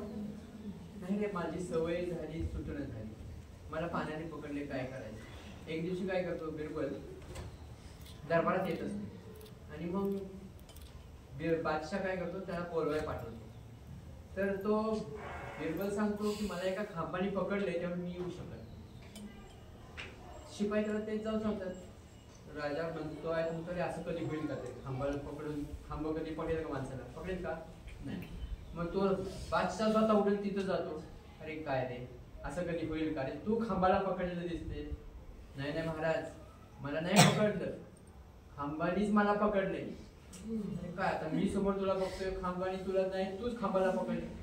खरंच आहे हो, तुम्हाला कसं पानावर पकडलं होतं का नाही, तसं मला या खांबानी पकडलं. कसं काय मी सोडू त्याला, आता तो मला सोडत नाही. म्हणजे लक्षात घ्या. मग तेव्हा राजाच्या लक्षात, अरे मी नाही त्या पानाला पकडलं, पानाने मला नाही पकडलं, मीच पानाला पकडलं. जसं मी मोबाईलला पकडले, मोबाईलनी मला पकडलं. रील मध्ये जातं तेव्हा मोबाईल आपल्याला पकडतो. पण आपण लक्षात ठेवा, हे सगळं जरी असलं तरी आपल्या हातात आहे. जीवनात हे पुढे घेऊन जायचं झालं तर ह्या जशा सांगतात तसं आता तुम्ही सुद्धा लक्षात ठेवायचं, आपल्याला इथे येऊन बसायचं. इथं बसायचं असेल तर काय करावं लागेल? काही गोष्टीचा त्याग करावा लागेल. सकाळी उशिरा उठायचं त्याग करावा लागेल, वेळेत अभ्यास करायचा तर कंटाळाचा त्याग करावा लागेल, झोपेचा देखील त्याग करावा लागेल. तर त्या तर तू काय काय केलं? मी खरंच सांगते तुम्हाला ना, त्याग केल्याशिवाय काही फायदा नाहीये. तुम्हाला असं जर मोबाईलचं जर सवय असेल ना जास्त आणि ती संपत नसेल, असं वाटतं असेल अभ्यास पुस्तक घेतलं आणि मोबाईलवर मन जाते सारखं, मोबाईलच्या नोटिफिकेशन बंद करा सगळ्या. ते मोबाईल घेतला की अभ्यास करताना काहीतरी कुणाचा मेसेज पडलाय, चला रिप्लाय किंवा त्याच्यावर बसताय तुम्ही. व्हॉट्सअप युट्यूबचा काहीतरी नोटिफिकेशनचा व्हिडिओ लय भारी पडलाय तेच बघत बसू, त्यात लय वेळ जातो. मी म्हणून इन्स्टा तर इन्स्टॉल करा अकाउंट असेल तर, जेव्हा रिझल्ट येईल ना तेव्हा करा डायरेक्ट इन्स्टॉल. काय वेगळीच माझ्या तुमचे फॉलोअर्स वगैरे सगळे एवढे असतील. खरंच मी सांगते आता थोडा त्याग करा आणि मोबाईल तुमचं नियोजन करायचं. म्हणजे मी ना प्रॉपर नियोजन केलेलं वेळेचं ना, तुमचं नियोजन करा की असं नाही ते काही की सगळं बंद करा आणि सगळं तुम्ही सगळं खूप चांगलं बना, असं नाही. तुमच्या काही सवयी ते तुमच्या जाणार नाहीयेत, तर तुम्ही एक सवय लावा किती कोणत्या वेळेला किती वेळ द्यायचा, अभ्यासाला किती वेळ द्यायचा आहे, थोड्याफार गोष्टी बघायच्या आहेत युट्यूबला वगैरे त्याला किती वेळ द्यायचा तुमचं ठरलं पाहिजे. आणि मी ना जेव्हा परीक्षा नसायच्या ना, म्हणजे मी कॉलेजमध्ये सगळं करायचे, टायपिंगचा पण क्लासेस केलेले मी. गव्हर्नमेंटच्या एक्झाम्स आहेत त्याला काय काय टायपिंग लागतं, मग ते पण करायचे, कॉलेज करायचे, अभ्यास करायचे एमपीएससीचा. त्याच्यात सगळ्याचं मला खूप कधी कधी ओव्हरलोड व्हायचं की बाबा 3 सगळं कसं करायचं कॉलेज. पण मी एक योग्य नियोजन करायचे. आणि जेव्हा माझ्या एक्झाम झालेल्या तेव्हा मी फक्त आणि फक्त म्हणजे माझ्या जेव्हा एक्झाम्स लांब असायच्या एमपीएससीच्या तेव्हा मी एवढा 15 तास वगैरे कधी अभ्यास नाही केला. फोन नाही, IAS जे बनतात ना ते पण नाही करत 15 तास वगैरे अभ्यास. फक्त रोज 7-8 तास, 8-9 तास तर मी म्हणजे खूप झालं. परीक्षा जवळ आली तर ते तुमचा टाइम खूप वाढला पाहिजे, कारण एवढी कॉम्पिटिशन वाढली आहे तुमची की तुम्ही कमी तास अभ्यास करून पण फायदा नाही. आपण म्हणतो ना की ते क्वालिटी वेळ चांगलं, क्वांटिटीपेक्षा क्वालिटी, असं काही नाही. स्पर्धा खूप वाढली आहे, तुमचा वेळ अभ्यासाचा जास्त पाहिजे, कमी वेळ नसलाच पाहिजे. कारण तुम्हाला टिकायचं ना स्पर्धेत. भरती वगैरे एवढी निघती, एवढे लाख जण फॉर्म भरतायत, दुसऱ्यांपेक्षा तुम्हाला वेगळं काहीतरी करायला लागणार आहे. सगळं जनता करते बाबा ह्यो करतोय 5 तास अभ्यास मी पण करतो, असं नाही. तुमचा वेळ पण पाहिजे. आणि मी काय करायचे माझ्या वेळेस, माझा जास्त नाही व्हायचा कधी कधी, मग मी एक लिमिट माझी जरा चांगली पहिल्यापासून राहते, त्यामुळे मी परीक्षा जवळ आली की मी मात्र 15-16 तास अभ्यास करायचे. आणि काय गोष्टी माझ्या जे लक्षात राहायचं नाही ना, मी तिथं खरं ही गोष्ट सांगते तुम्हाला, पण अभ्यास करताना करा. पॉलिटिबिलिटी असे विषय आहेत ना तुमचे जे भरतीचे पण, इतिहास वगैरे, तुम्हाला काय गोष्टी तुमच्या फॅक्च्युअल असणं गरजेचं आहे. भरतीला तुमचं सगळं फॅक्च्युअल डाटा पाठ पाहिजे. तर बाबा सायन्स आहे, बाबा व्हिटॅमिन A, D काय ते असतात ना चार्ट्स वगैरे महत्वाचे तुमच्या दात्याच्या ठोकळ्यात वगैरे दिलेत वगैरे, ते चार्ट पण पुन्हा करा. अभ्यास करताना काय लक्षात राहिना, डोक्यात राहिना तिथं तुम्ही खून करा. जेव्हा परीक्षा जवळ येते तुम्ही क्वेश्चन पेपर अनालिसिस केल्यावर तुम्हाला कळत भरतीचे पण किंवा एमपीएससीचं कशावर आयोगाचा भर आहे किंवा भरतीचा कशावर भर आहे, काय तुम्हाला केलं पाहिजे. लेखक आणि त्यांची पुस्तकं हे पण विचारतात तुमच्या भरतीत खूप काय असतं असलं फॅक्च्युअल वगैरे, तर ते तुमचं काय करायचं. काय की तुम्ही सगळी लेखक आणि त्यांची पुस्तकं आहेत समजा, तर ते खूप आहेत ना. तुमचं एका दिवसात तुम्ही सगळे लेखक घेतले आणि त्यांची पुस्तकं पाठ करायला घेतली तर तुमचं कन्फ्युज होणार आहे डोक्याचं की किती पुस्तकं, तुमचं एक लेखक कोण आणि त्याचं पुस्तक. तर काय करायचं, 5-5 लेखकांची पुस्तकं आज पाठ करायचे. समाज सुधारक आहेत ना इतिहासातले, तर मी करताना काय करायचे, सगळे समाज सुधारक रिव्हिजन करायला घेतलेत. कन्फ्युज होणार, महर्षी कर्वेंनी काय केलं, रानडेंनी काय केलं, कुणाचंच मला काय सगळं कन्फ्युज होणार. मग मी 2-2 समाज सुधारक घ्यायचे. आज 2 समाज सुधारक पाठ करणार, त्यांच्याबद्दल माहिती काढणार, उद्या 2 समाज सुधारक घेणार. जिल्हे पण मी करायची, जिल्ह्यांचा पण महाराष्ट्रातला अभ्यास करायचा. तर आज 3 जिल्हे बाबा, सातारा, पुणे, सोलापूर या 3 जिल्ह्यांचा अभ्यास करायचा. त्या जिल्ह्यात काय काय पिकतं वगैरे, असं प्रॉपर स्मार्ट वर्क करा. म्हणजे तुम्ही सगळे एका दिवशी कन्फ्युजन होईल असा अभ्यास करू नका. रोज थोडं डिस्ट्रीब्यूट करा की मला आज सायन्स हे करायचंय. टार्गेट फिक्स ठेवा. आणि मी तुम्हाला सांगेन, मी स्वतः असं नाही ठरवायचे की मी उद्या मला 8 तास अभ्यास करायचा, 10 तास अभ्यास करायचा. मी काय करायचे, मी स्टडी रूम मध्ये माझी एक वही असायची, वही केलेली प्रॉपर. मी 9 वाजता अभ्यासाला बसले किंवा 10ला अभ्यासाला बसले तर मी 10 तिथं लिहायचे टायमिंग. आणि 10 वाजता बसले तर 10 ते कितीपर्यंत मी बसणार आहे तिथं, तर त्यात मी पुढे लिहायचे मी काय अभ्यास केला किंवा किती वेळ केला. 10 ते 11:30 बसली तर ते लिहायचे. आणि मग असं मी तुम्हाला जे 8 ते 10 तास अभ्यास सांगितलाय ना, त्यात तुमचं मोबाईलवर बोलणं, जेवण बिवण येणार नाही, काहीच नाही. तो 10 तास फक्त अभ्यास म्हणजे पुस्तक आणि तुमचं तिथं माइंड, तुमचं डोकं तिथं पाहिजे. भले मी तुम्हाला सांगते 8-9 तास करा, पण त्यात तुमचं डोकं असलं पाहिजे, पूर्ण तुमचं लक्ष तिसरीकडे आणि पुस्तक समोर आहे. त्याच पेजवर तुम्ही 2 तास बसलाय, त्याला अर्थ नाहीये. ओळी पेजेस ठरवा, मला एवढे पेजेस कम्प्लीट करायचे, 1 तास बसायचे, मला एवढे पेजेस कम्प्लीट करायचे. असं तुम्ही फक्त 8-9 तास जरी केला अभ्यास तरी खूप आहे. फक्त तुमचं लक्ष त्या अभ्यासातच पाहिजे. आणि त्याच्याबरोबर मी व्यायाम करायचे आणि मी डाईटवर खूप भर दिलेला, खाणं पिणं. मला माहित होतं एमपीएससीत असं आहे, इतकं प्रेशर आहे एमपीएससीत, इतकं टेन्शन येतं, डिप्रेशन येतं, रात्रीच्या झोप लागत नाही, मी तरी 1-2 आठवडे झोपायचीच नाही. त्यामुळे मग आजारी, माझ्या खूप मैत्रिणी परीक्षा आली की आजारी पडायच्या एमपीएससीची. पण मी आतापर्यंत कुठली परीक्षा आली, फक्त PSI मेन्सचा पेपर दोन मी आजारी होती आणि तेव्हा फक्त मला सेंटरवर पण चक्कर आले होते. पण मी कधीतरी बाकीच्या एक्झाम्सला मी कधी आजारी नाही पडली. का तर मी अभ्यास नाही करायचे, खाण्यापिण्यावर पण भर दिलेला. म्हणजे एक प्रॉपर वही द्यायचे की उद्या मला हा बाबा बीटाचा, ऍपलचा, बीट, ऍपल, गाजरचा ज्यूस पण प्यायचा आहे. मला सर म्हणायचे चहा वगैरे प्यायचा आहे. मी सगळं लिहून ठेवायचे की मला उद्या काय काय करायचं, काय काय खायचंय हेल्दी, मला हे खायचं ते खायचंय. म्हणजे मी लिहून पण मला लक्षात नाही राहायचं आणि मी खाण्याकडे लक्ष देत नाही. मग माझे मम्मी पप्पा ओरडत बसत. मग मी लिहूनच ठेवायचे अभ्यासासोबत, उद्या मला डाएट पण काय खायचं आहे. मग मी ते वेगवेगळे युट्यूबला बघायचे. चणे तर मी प्रॉपर खातच होते आणि जे प्रोटीनचं मिळत वगैरे, नॉनव्हेज असेल तर चिकन वगैरे खावा. म्हणजे तुमचा अभ्यास, डाएट, तुम्ही योगा वगैरे शांतीसाठी आणि एक मोबाईलचा योग्य वापर. म्हणजे एमपीएससीची जी पूर्व मुख्य परीक्षा आहे ना, ती तर कधीच पास होत नाही असं म्हटलं जातं. पुण्याला जावं, मला पण म्हटले पुण्याला जायचं, तुझी मीन्स निघणार नाही. मी म्हणलं नाही, म्हणजे माझ्या घरचे पाठवणार समजते मला पुण्याला वगैरे, कधी शिक्षणाला बाहेर पाठवलं नाही. थोडा नंतर मग म्हणलं आपल्याला काढायची तर इथं राहून. मग मी त्या मोबाईलचा तो वापर केला की पुण्यातले हंदे सर वगैरे जे मोठमोठे सर आहेत, किशोर लवटे सर, ते मला आम्हाला ऑनलाईन भेटतात, आपले त्यांचे ऍप्स येतात प्ले स्टोरला. मग कोणते पण शिक्षक पाहिजेत ना तुम्हाला पुण्यातले, तिथं जाण्यापेक्षा इथं मी त्या मोबाईलचा खरंच फायदा झाला. माझी PSI म्हणजे पुस्तकं, मोबाईलचा पण फायदा, प्रॉपर डाएट, सगळं झोप वगैरे सगळ्या गोष्टीला वेळ. मला डान्स आवडतो तर मी रोज हॉबीला पण वेळ द्यायची. माझ्या डान्स म्हणजे माझा असा एकही दिवस जात नाही की मी सगळ्यांना दाखवायला नाही की माझा रूम आहे, मी सेपरेट अर्धा पाऊण तास डान्स केल्याशिवाय माझा दिवस कधीच संपत नाही. मला तेव्हा खूप भारी वाटतं. म्हणजे तुम्हाला जे आवडतं ना गोष्टी त्या पण करा, असं नाही बंद करायला.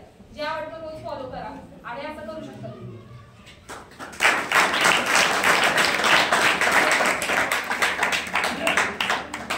कितीही अभ्यास करायचा असला तरी आपला तो छंद कधी सोडायचा, कारण जे आपल्याला तो विरमुळ असतो.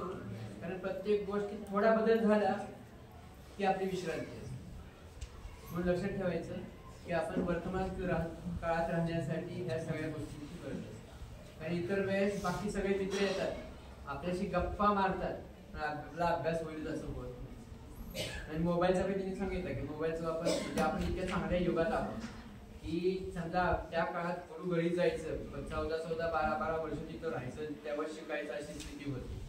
पण आता कसं आहे, आपण एखाद्या ठिकाणी जातो किंवा आपल्या घरी जरी असलो तरी मोबाईलवर दुसरीकडचं आपण इथपर्यंत जाऊन शिकू शकतो. म्हणजे आजच्या काळात त्याचा उपयोग कसा करायचा हे तुमच्या लक्षात आलं. म्हणजे कमी वेळात सुद्धा आपण तिथं बसल्या सुद्धा अभ्यास करतो. तर तसा तू अभ्यासात काय काय करतो? अभ्यासात म्हणजे की आता तुमचे क्वेश्चन पेपर असतील बरोबर, तुम्हाला भेटतात की भरतीसाठी वगैरे, एमपीएससीचा कोण अभ्यास करत असेल तर मला वाटतं की सिलेबस, आयोगाचा सिलेबस वेबसाईटवरती आहे, तो प्रत्येकाकडे असला पाहिजे. आणि असं करायचं नाही की पुस्तक घेतलंय, पहिल्या पानापासून वाचायला चालू केले आणि शेवटच्या पानापर्यंत वाचल्याने झाला माझा अभ्यास, असं कधी होत नाही. एमपीएससी मध्ये अशी मुलं आहेत की पुस्तकाच्या पुस्तकं पाठ आहेत पण त्यांना पोस्ट मिळालेली नाहीये. तर महत्वाचं काय की सिलेबस हा टॉपिक आहे, मला तो वाचायचा आहे, मला त्याच्यावरचे क्वेश्चन सुटतात का बघायचे आणि असंच गेलं पाहिजे तरच तुम्हाला सक्सेस आहे. आणि एमपीएससी क्षेत्रात तुम्हाला पुस्तक निवडताना किंवा तुम्हाला सांगतात हा अधिकारी असेल, युट्यूबला वगैरे बघत असेल की प्रत्येकाची पुस्तक सूची वेगळी असते, तर कोणतंही एकच वाचा, एकच तुमच्याकडे पुस्तक असेल तरी चालेल आणि त्याचीच मॅक्झिमम रिव्हिजन करा. आणि पहिल्यापासून वाचलंय, शेवटपर्यंत एंड केलाय आणि माझा अभ्यास झालाय आणि उठलाय आणि आता मला सगळं येते असं कधी होत नसतं. आणि तुम्हाला असंही वाटत असेल तर एकदा जर तुम्हाला वाटत असेल की माझं पुस्तक वाचून झालंय आणि मला सगळं येते तर कधीतरी क्वेश्चन पेपर घेऊन जसं परीक्षेत 1 तास सोडवायला देतात तसं टायमिंग लावून सोडून बघा, जमतंय का. जर जमत असेल तर चांगली गोष्ट आहे, पण मोस्टली त्यासाठी तुम्हाला सराव करण्याची गरज आहे आणि फक्त सराव आणि सरावच तुम्हाला यशापर्यंत घेऊ शकतं. तर मला वाटतं की पोलीस भरती असो, एमपीएससी असो, तुम्ही आयोगाला जे काय पाहिजे की म्हणजे आयोगाची काय रिक्वायरमेंट आहे, मी अभ्यास करतोय तोच आयोग विचारणार आहे का की आयोगाची वेगळी काय रिक्वायरमेंट आहे, मी पुस्तक वाचतोय 4 आणि त्यातलं काहीच येत नाहीये तर त्या अभ्यासालाच अर्थ नाहीये. तर जे क्वेश्चन पेपर आहेत आधीचे त्यावर तुम्ही बघा की बाबा आयोग काय विचारते आणि मला काय केलं पाहिजे. तर मला वाटतं की सिलेबस आणि जे आधीच्या परीक्षांना आलेले प्रश्न आहेत त्याच्यावरून तुम्ही लवकरात लवकर यशापर्यंत पोहोचू शकता आणि तीच तुमच्या यशाची गुरुकिल्ली असेल.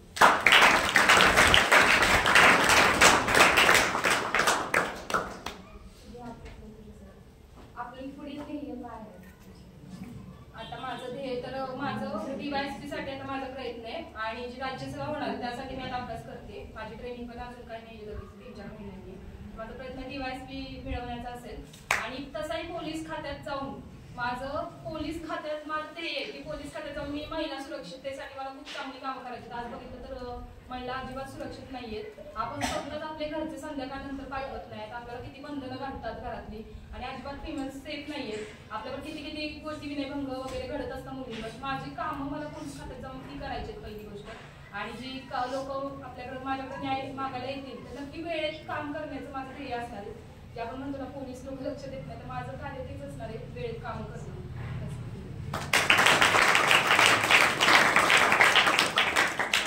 हा आजचा उद्देशच होता की आपण हे का घेतलं तर आपल्या प्रत्येकाला ध्येय ठरवायचं. त्यासाठी आम्ही समोरच मूर्ती ठेवलेली ते शिवाजी महाराजांची आहे आणि जिजाबाईची आहे. तर आपली आई आपल्यासाठी जिजाबाई आहे आणि आपल्या आईचा मुलगा म्हणून आपण शिवाजी व्हायचे. तर आतापर्यंत आपण सगळेजण म्हणतो शिवायचं झालं तर दुसऱ्याच्या घरी व्हावं, तसं नाही, आपल्याला पाहिजे हे लोकांना. म्हणून तर आम्ही त्यांना प्रतिमा देताना तीच ठेवली. त्यांनी लक्षात ठेवायची की आपल्याला तेच काम. तर आज सगळेजण वर जातात आणि संगतीने विकतो. उलट आपण तिथं गेले तर काय झालं पाहिजे तर आपल्या संगतीने बाकीचे बदलले पाहिजे. मग आज गरज आहे ते आपण चांगलं झाले की दुसरं आपोआप. म्हणून आज गरज आहे की सगळ्यात चांगल्या संगती. आपल्याला खूप पैसे मिळतील सगळं मिळेल पण माणसंच नसतील तर कुठं काम करणार. म्हणून आपल्यासोबत सगळी माणसंही पाहिजे, टीम चांगली पाहिजे. समजा समाज सगळा आहे, समाजामध्ये आपण सगळे चांगले आहोत आणि सगळा समाज बिघडलेला आहे. काय होईल आपलाही मुलगा त्या समाजात जाणार आणि बिघडले. आता उलट सगळा समाज चांगला आहे आणि आपला मुलगा बिघडलेला आहे तोच समाजात गेला तिथं चांगलं बघितलं तर तो बिघडेल का चांगला. म्हणून लक्षात ठेवतोय आपण की सगळा समाज चांगला होण्यासाठी सगळ्यांनीच काम करायचं. आणि ही काम करत असताना सांगा ना आतापर्यंत सगळ्या देशातल्या इतर लोकांनी आपल्याच देशावर आक्रमण केलं पण आपल्या देशातल्यांनी कुणीही जाऊन आक्रमण केलेलं नाही. कारण आपल्या लोकांना माहितीये वसुदैव कुटुंबकम. सगळं जगच आमच्यासाठी कुटुंब आहे.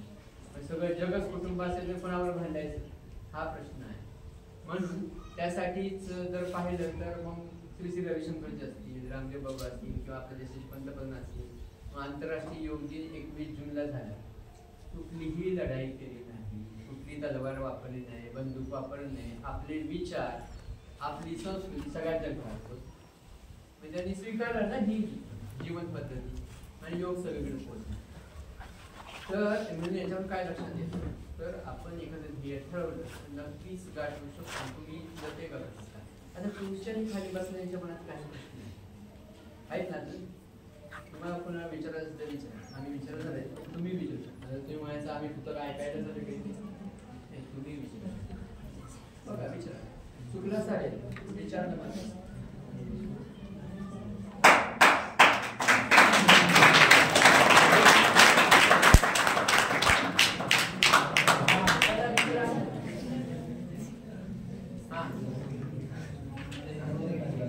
अरे मुलाखतीत तुम्हाला प्रश्न पडले पाहिजे. तुम्हाला प्रश्न आला पाहिजे म्हणून तुम्ही तयारी खरी करत असाल तुम्हाला प्रश्न पडले पाहिजे कारण तुम्ही तयारीच करत नाही.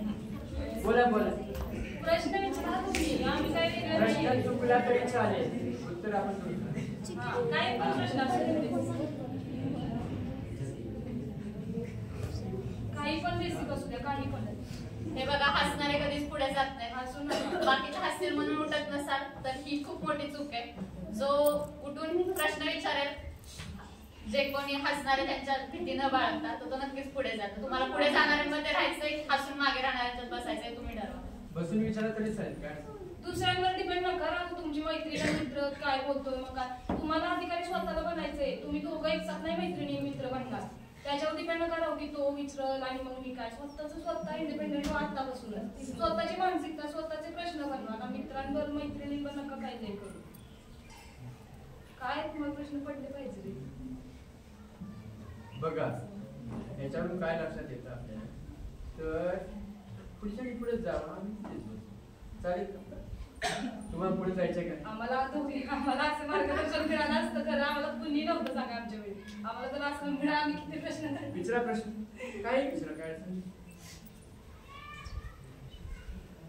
बघा असे प्रश्न तुम्हाला विचारता येत नाही. तुमच्या मनातले प्रश्न आम्हीच तयार करतो आणि आम्ही विचारत राहतो. उद्देश लक्षात घ्या की आपल्याला झाले पाहिजे आणि ते झाले तरच आपण पुढे जातो. तेच की आपण बोललो ना की तुम्ही एक पहिलं तुमच्याकडे युट्यूब वगैरे तर आले का मग त्याच्यावरती सर्च करा तुम्हाला कोणती पोस्ट बाबा कंबाईन करायची ना एमपीएससीतल्या राज्यसेवा कंबाईन आणि कंबाईनचं पण क्लास 2 आणि क्लास 3 असं गट पडतं. आम्ही PSI STI क्लास 2 आहे आणि tax assistant clerk excise inspector वगैरे क्लास 3 मध्ये जातात. तर ते क्लास 3 जर करायचं असेल तर टायपिंग करा. आम्ही क्लास 2 मध्ये येतो. क्लास 2 ला काही टायपिंग वगैरे नाही PSI ला ग्राउंड वगैरे. तर तुम्ही कोणतं पोस्ट करणार आहे बाबा क्लास दोन्ही करायचे चालेल काय नाही सेमच सगळं अभ्यास आहे. एक रेफरन्स सूची काढा पुस्तकाची पुस्तकं घेऊन या. इतिहासासाठी काय वाचणार पॉलिटी बाबा ते पुस्तकं आणा आणि एक सुरुवात चालू करा तुम्ही अभ्यासाला. युट्यूबला सर्च करू शकता तुम्ही कसं करावं अभ्यास वगैरे स्ट्रॅटेजी दिवसाची उद्या मला या दिवसात इतिहास संपवायचा या दिवसात भूगोल संपवायचा तुम्ही अभ्यास करू शकता. सुरू करा एक पुस्तकं वगैरे युट्यूबला तर खूप चांगल्या सूच्या असतात पुस्तकाचे चांगले रेफरन्स वापरा. कितीतरी जे सांगतात ना एक प्रॉपर असते की इतिहासासाठी समाधान भाजन वगैरे सगळेजण खूप वापरतात. मी पण आपलं चांगलं पुस्तक येते असं महाराष्ट्राच्या इतिहासासाठी गाठाळ वगैरे भूगोल महाराष्ट्राचा 30 सौदी अशी फेमस पुस्तकं त्यातून तुम्हाला पटल. 2-2 पुस्तकं एमपीएससीची घ्या कुठल्या पण विषयाची दुकानात जावा. सौदी आणि दीपस्तंभ कुठली भाषा तुम्हाला चांगली वाटते सौदी अवघड वाटते मला अवघड वाटायचं मी दीपस्तंभ वापरलं ते कलरफुल पुस्तक आहे महाराष्ट्राचा नकाशा वगैरे सगळं दिलं आहे मला त्यात नाही पण मग तसं पुस्तक लक्ष्मी पॉलिटीसाठी कोळंबे वाचलं तुम्हाला लक्ष्मीकांत जर जात लक्ष्मीकांत वाचलं तर भारी कोळंबे. सायन्ससाठी भस्के वगैरे जी पुस्तकं आहेत अशी 2-2, 3-3 पुस्तकं काढा प्रत्येक युट्यूबला पण मिळते तुम्हाला आणि दुकानात जावा कुठल्याची भाषा छान वाटते रेफरन्स बुक मध्ये 2 पैकी 1 निवडा आणि एकाला जास्त रिव्हिजन द्या. खूप रिव्हिजन करा 3-4-5 वेळा परीक्षा जवळ येईपर्यंत खूप वेळा झालं पाहिजे. आहेत का प्रश्न?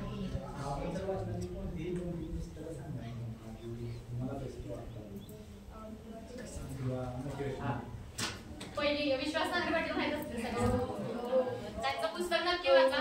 सर असेल आपल्याला घ्या सरांकडून ते बेस्ट आहे म्हणजे की तो माणूस कसा घडला आणि म्हणजे सामान्य माणूस आपल्यासारखी त्यावेळेची परिस्थिती. आता तर आपल्याकडे मोबाईल आहेत खूप काही गोष्टी अवेलेबल आहेत सुविधा खूप इझिली भेटतात आपल्याला. आपल्या आई वडील त्यांची म्हणजे परिस्थिती नसताना सुद्धा आपल्याला गोष्टी आणून देतात. त्यांचा काळ खूप भयंकर होता तर तो माणूस त्या काळात ते करू शकतो तर तुम्ही ह्या काळात नक्कीच करू शकता. त्यासाठी म्हणून मी हे विश्वास नांगरे पाटलांची त्यांची स्वतःचं म्हणजे त्यांचं चरित्र. आणि माझ्या आयुष्याची पानं आहेत मीरा बोरवणकर मॅमचं एक पुस्तक आहे ते पण घ्या.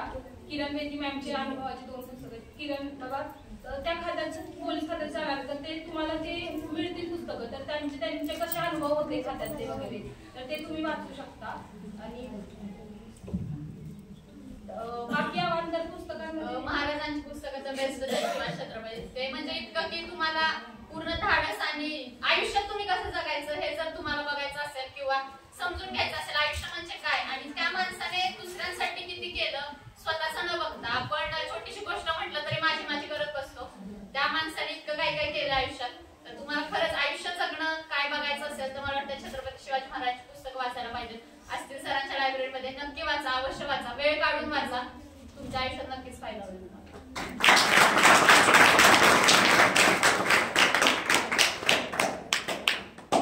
लक्षात घ्या कोणत्याही परीक्षा दिल्या तरी जेव्हा पुन्हा मुलाखत असते त्यावेळेस आपल्याला बोलावं त्यावेळेस रेफरन्स संदर्भ म्हणून आपण वापरतो बोलायला मात्र आपल्याला इथं आपली मैत्री आपले आई वडील आपले शिक्षक आपली युनियन कोणी येत तिथं आपल्याला बोलतात. म्हणून तुम्हाला जिथं संधी मिळेल तिथं बोलायचं काम. मग तिथे 1 मिनिट बोलायचे बोला 2 मिनिटं बोलायचे बोला बोलणं महत्वाचं. साधं उदाहरण सांगतो शिवा खेळा आहे त्यांचं एक भाषण असेल ना त्यांना जर एक भाषण आपल्याला इथं येऊन बोलवायचं झालं तर लाख रुपये द्यावे लागतात. त्यांनी काय केलं तयारी केली ना तेवढी आणि काय केलं बोलायचंच काम केलं.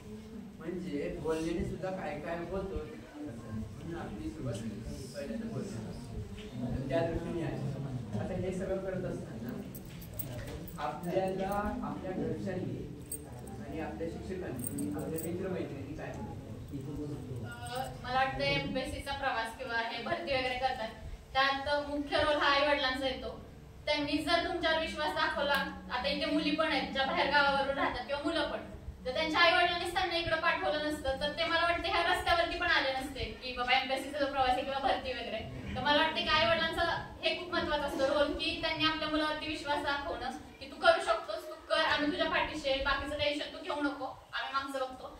आणि तेवढीच जबाबदारी तुमची पण आहे की आई वडिलांनी आपल्यावरती विश्वास दाखवलाय, मी जिथं ज्या कामासाठी आलोय तेच काम मी केलं पाहिजे आणि तेवढ्या डेडिकेशननी हे करूनच मी दाखवणार. आई वडिलांसाठी ह्याच्यापेक्षा मोठं काय नसू शकतं तुमच्यासाठी. आणि बाकीच्या गोष्टी शाळा म्हणा किंवा इथे तुमच्या वाचनालयात विविध उपक्रम घेतले जातात, कार्यशाळा घेतली जाते, तर त्यामधून तुम्हाला बरंच काही शिकायला भेटतं. आता मी डेडिकेशन म्हणजे ह्यावरती सरांबद्दल थोडंसं बोलू इच्छिते. मला खाली सरांबद्दल माहिती मिळाली. गावात जशी एंट्री केली तसं बघितलं की प्रत्येक घराच्या बाहेर कविता लिहिलेली होती आणि फक्त करंट अफेअर्स मध्ये वाचलं होतं की कवितांचं गाव जगात वाडी म्हणून. आणि आज प्रत्येक शाळेत म्हणजे मी साताऱ्यात राहून पण कधी आले नव्हते तर बघितलं की प्रत्येक घराच्या बाहेर कविता आहे आणि इतकं भारी वाटलं की यार आपल्या साताऱ्यात पण म्हणजे की इकडचा भाग असतो पण आपण म्हणतो पुण्या मुंबईमध्ये इतकी डेव्हलपमेंट आणि सगळं काय आहे ते पुण्या मुंबईला. तर मला वाटतं की साताऱ्यात असे उपक्रम मी कुठंच बघितले नाही, पण पुण्यात राहिले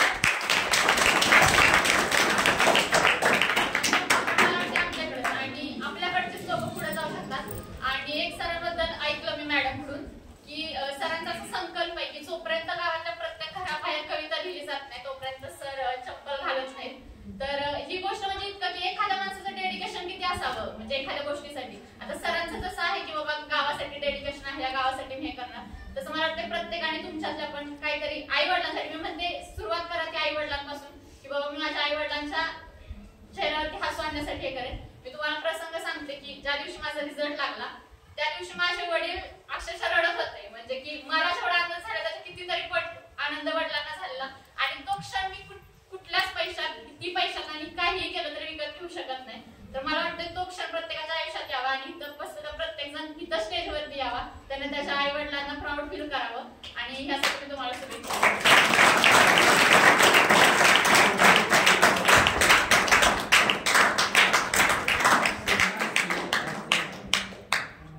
बघा आता ही आपल्या वडिलांनी शिकवते, वडील म्हणजे जे सत्य आहे ते तुम्हाला सगळ्या लक्षात आलं. म्हणजे हे सत्य आपल्यातही उतरावं काय असं उद्देश आहे. पण सिद्धी तुला काय वाटतं हे सगळं आता तिने जसं सांगितलं तुला कसं वाटतं? सर जर आपल्याला आई वडील सपोर्ट करत असतील ना तर संधीचं सोनं करा. कारण की एकदा वेळ हातात न गेली की आपलं लग्न वगैरे आणि मग पुढं जाऊन काही हातात नाही तुम्ही गाडी या गोष्टी पोरांना आईवडीचे नोकरी लागतात.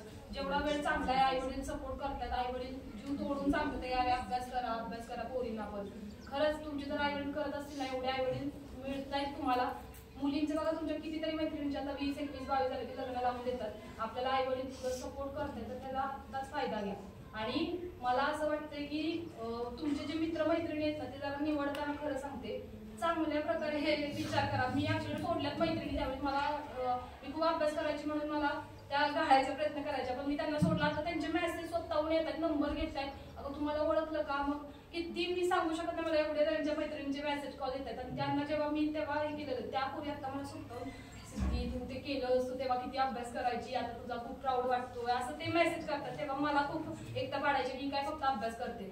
पण तुम्ही ना तुमचे फ्रेंड्स निवडताना खूप चांगल्या प्रकारे निवडा. मम्मी पप्पा जे आहेत आपले शिक्षक त्यांच्यानंतर आपण त्यांच्यापेक्षा जास्त तर आपण आपल्या फ्रेंड्स मध्ये पण जास्त असतो आपल्या मित्रमैत्रिणी. ते जर तुम्हाला असं वाईट गोष्टीकडं हे करणारे असतील ना, वाईट व्यसनं, वाईट गोष्टी फोनमध्ये राहणं वगैरे, तर तुमची प्रगती कधीच नाही होणार. तुमचे मित्रमैत्रिणी निवडताना ना तुम्ही इतकं बाहेर पाहिलं पाहिजे त्या मैत्रिणीमुळे माझं नाही मी ध्येयापर्यंत जाऊ शकत, सोडा तिला तिथं, तू लांब राहा आणि तिच्यापासून चालत किंवा तिला समजावायचा प्रयत्न करा. आपण ना दोघी आपण असं करू, आपण बनवू आयुष्यात काहीतरी. कोणाला असेल ठीक आहे, ती नाही करत आहे, ती गॉसिप्स करते दुसऱ्या मुलींची, दुसऱ्या मुलांचं, म्हणजे तुम्हाला दुनियादारी पडली तर तुम्ही पुढे नाही जाऊ शकत. तुम्ही फक्त स्वतःचा विचार करा. मैत्रीण खूप बेस्ट असेल तर तुम्ही तिला सोडा. मी तर म्हणेन खरं सांगते, जी मैत्रीण तुम्हाला तुमच्या ध्येयापर्यंत जायला ती पण वेळी असेल तुम्ही, मग तुम्ही नक्की सोबत राहावा. आणि मुलांचं पण तेच सांगेल, मुलं एकमेकांना संगत लावून लावून लावून लावून खाली खेचतात, त्याचा लय तोटेच होणार आहेत. पुढे तुमच्या आई वडिलांना काय तुम्ही, आमच्या आता इतके भारी दिवस आहेत ना, एवढे सत्कार झाले, इतके भारी भारी दिवस झाले, आई वडिलांच्या डोळ्यात पाणी येते अक्षरशः की किती प्राऊड वाटतंय मुलगीमुळं. रोज न्यूजपेपरमध्ये माझं कंटिन्यू एक आठवडा माझं न्यूजपेपरला येत होतं. माझ्या पप्पाने इतकं छाती भरून यायची की माझ्या मुलगीचं सगळीकडं नाव येतंय किंवा काय, आणि खूप भारी फिलिंग आहे ना खरं सांगते. मम्मी पप्पांच्या चेहऱ्यावर, आणि मी नेहमीच ठरवलेलं लग्न करायचंच नाही, आई वडिलांच्या चेहऱ्यावरती खुशी देऊनच आपण लग्न करायचं. जेव्हा ते खुश असतील तेव्हा मी आयुष्यभर खुश राहू शकते. मग त्यामुळे मी ठरवलेलं एक लिमिट आहे वयाची, मी त्याच्या पुढे मी एमपीएससी करणार नव्हते. माझ्या पप्पांनी आधीच सांगितलेलं तू 2च अटेम्प्ट, त्याच्या पुढं तू एमपीएससी पास नाही होत. कारण की एमपीएससी असं आहे की इतका अवघड आहे ना ते, त्यात तुम्ही चक्रव्यूहमध्ये घुसला की लय वर्ष जातात. पप्पांनी मला पहिलं सांगितलं, पहिल्या नाही तर दुसऱ्यात, नाहीतर मग आपण सोडलं तरी एमपीएससी बरंच राहील. म्हणून मी एक मर्यादाच टाकलेली पहिल्या दुसऱ्या प्रयत्नात, नाहीतर आपला हात काम नाही एमपीएससीचं. एवढंच आहे, आपण दुसरं फिल्ड निवडू किंवा काय करू. आणि तसं झालं, पहिल्या प्रयत्नात मी काढत गेले सगळ्यात. ते एक मर्यादा ठरवल्यामुळं हाय करतोय मग काय माझी भरती निघल, पुढची निघल, यात नाही झालं पुढचीच निघल, असं करत करत वर्षानुवर्ष त्याच्यात तुम्ही गुंतून राहणार आहे. मर्यादा माझ्या घरात मी लग्न लावतील, मला ह्याच्यातच काढायची गरज आहे, पहिल्याच प्रयत्नात भरती काढायचे हे स्वतःला ठरवा. शिक्षक जे सांगतात ना त्यांचं पण म्हणजे पालन करा, काय बोलतायत शिक्षक, आणि समजत नसतील ना गोष्टी शिक्षकांना विचारा. आई वडिलांना सगळं शेअर करायला शिका, आई वडिलांपासून लपवू नका काय. म्हणजे खरं सांगते, मुलं तर सांगत नाहीत, माझ्या भावाने सांगते घरी, आई वडिलांना आयुष्यात होणाऱ्या सगळ्या गोष्टी सांगितल्या पाहिजे. तुम्ही जर आई वडिलांच्या जास्त जवळ गेला ना, त्यांच्या आशीर्वादाशिवाय तुम्ही काय बनवू शकत नाही. त्यांचा आशीर्वाद असेल ना, मी आज इथं आहे ना तुमच्याकडे माझ्या आई वडिलांच्या आशीर्वादामुळे. खरंच त्यांनी पुण्य केलंय ना मागच्या जन्मी, म्हणून मी आज केलं.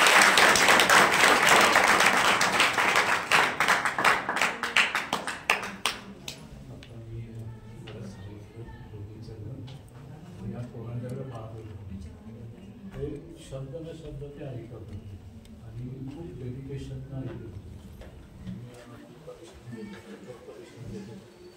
मी पण तसंच काहीतरी त्यांच्यापासून प्रेरणा घ्या. मला एक आठवलं, जे आता तो मोबाईल फक्त ती मोबाईलवर फक्त अभ्यासच करायचा आणि अभ्यास आज केलं ना 12मध्ये सर्व मुली टॉपर. आता जस्ट पहिलं वर्ष आहे, मला ते आठवतं. खूप अभ्यास केला, एवढं केलं आम्ही म्हणतो खेळायला जाऊन इकडे खेळायला काही नाही, फक्त घरात अभ्यास आणि अभ्यास. ते एक मला आठवण करून द्यायची होती मला.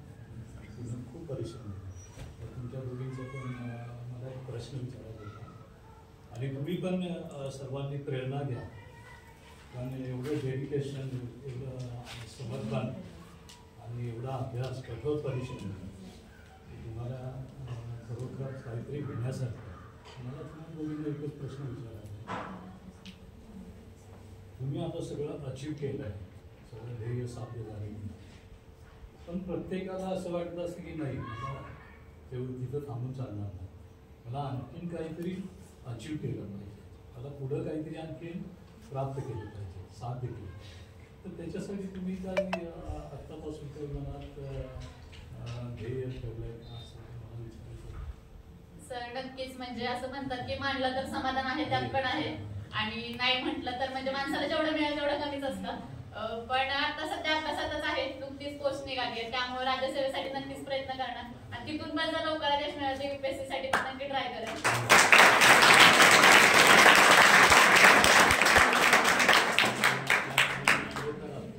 प्रत्येक शब्द दोघींचा अगदी मनापासून ऐकलं, आणि नक्कीच त्यांच्या मनामध्ये एक प्रेरणा जागृत झाली की काहीतरी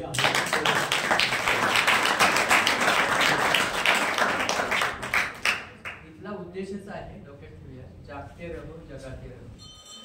आपण जागत होतो तर दुसऱ्याला जागतो, आपण झोपलो तर दुसरा उठणारच नाही ना आपल्या घरचे. लक्षात ठेवायचं, आपण आलोच आहोत पृथ्वीवर, तर आपल्यासाठी काय केलं तर आपण गावासाठी. आपल्या इथं प्रत्येकाचं गाव वेगळं असेल, आणि प्रत्येकाने आपल्या गावासाठी काय केलं तर आपलं देश चांगला मिळतो, त्या दृष्टीने आपण काम करतो. इथे आपल्या इथे अजून एक वक्ते आहे अनुराधा इंगळे म्हणून, त्याही अभ्यास करून आता आयुष मंत्रालयाच्या ज्या परीक्षा आहेत योगाविषयक, आता जगभरात 2015 नंतर जेव्हा आंतरराष्ट्रीय योग दिन सुरू झाला आणि जगभरात सगळीकडं योग व्हायला लागलो. पण आज जर पाहिलं तर भारतातच योग शिक्षकांची संख्या कमी आहे, पण जगभरात योग शिक्षकांची मागणी आहे. म्हणजे आपण हे जरी केलं तर तेही त्याच्यासोबत करू शकतो. का तर आज असं आहे की फिजिकली जाणं तेही शक्य असतं आणि फिजिकल न जाता इथं बसून सुद्धा बाहेरच्या देशात जाणं शिकवू शकतो. तर तेही आपण त्यांच्यातून ऐकणार आहोत आणि ही प्रश्न उत्तर चालू घेणार आहे. तर मी अनुराधताईंना विनंती करतो की त्यांनी इथे यावं.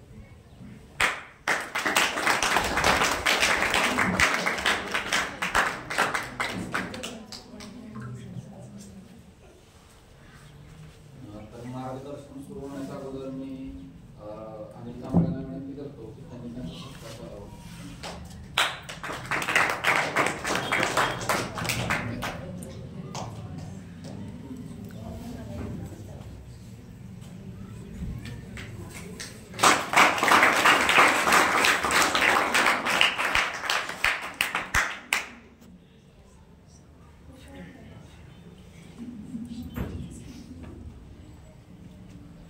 मी आता बोलताना त्यांचा परिचय थोडक्यात सांगतो. अनुराधा इंगळे, त्यांनी सुरुवातीला DED BED केलं, नंतर यशवंतराव चव्हाण बुद्ध विद्यापीठातून योग शिक्षकाची परीक्षा दिली. काही काळ त्या सातारच्या कन्याशाळा करता येथे शिक्षिका होत्या. नंतर त्यांनी ते सगळं सोडलं, आता सध्या फक्त योग शिक्षकाचं काम करतात. नंतर त्या गेल्या वर्षभरामध्ये सातारा जिल्हा महाराष्ट्र योग शिक्षक संघ आहे त्याचे त्या अध्यक्ष होते. याशिवाय आयुष मंत्रालयामार्फत ज्या परीक्षा घेतल्या जातात आंतरराष्ट्रीय पातळीवर, म्हणजे त्या परीक्षा जर आपण दिल्या तर बाहेरच्या देशात सुद्धा जाऊन शिकू शकतो. तर त्याही परीक्षा त्यांनी त्या काळात दिल्या, पण आता त्या परीक्षा घेण्यासाठी मी काम करतो. मग आता म्हणजे ह्याचा ह्यांनाही फायदा होणार आहे आणि त्याचा ह्यांनाही फायदा होणार, कारण शेवटी सगळं जग आहे ते सगळ्यांना घेऊनच पुढे जातं. म्हणून मग अशी सांगितलं नाही की RW मध्ये तिने जेव्हा कोर्स केला आणि तिला वर्तमान राहायला टेन्शन मुक्त राहण्यासाठी तिला त्याचा फायदा झाला. तसं हे करत असताना कधी कधी काय होतं, जेव्हा अडचणी येतात तेव्हा अडचणीवर मात करण्यासाठी उपाय करतो, त्यातच माणूस पुढे जातो. काही गोष्टी प्रत्येक अडचण ही आपल्यासाठी संधी असते हे लक्षात ठेवून आपण पुढे जातो. तर मी आता त्यांनाही सांगतो की नक्की काय आहे योग आणि याचा आम्हाला काय उपयोग होईल यांना आणि पुढं अर्थार्जन करण्यासाठी सुद्धा काय उपयोग होईल, दोन्ही होऊ शकतो. योग म्हणजे मी सांगायला गेले तर मी जर तुम्हाला विचारलं तर तुम्ही मला म्हणाल योग म्हणजे वृक्षासन, योग म्हणजे शीर्षासन, योग म्हणजे नाकाने श्वास घ्यायचा आणि सोडून टाकायचा.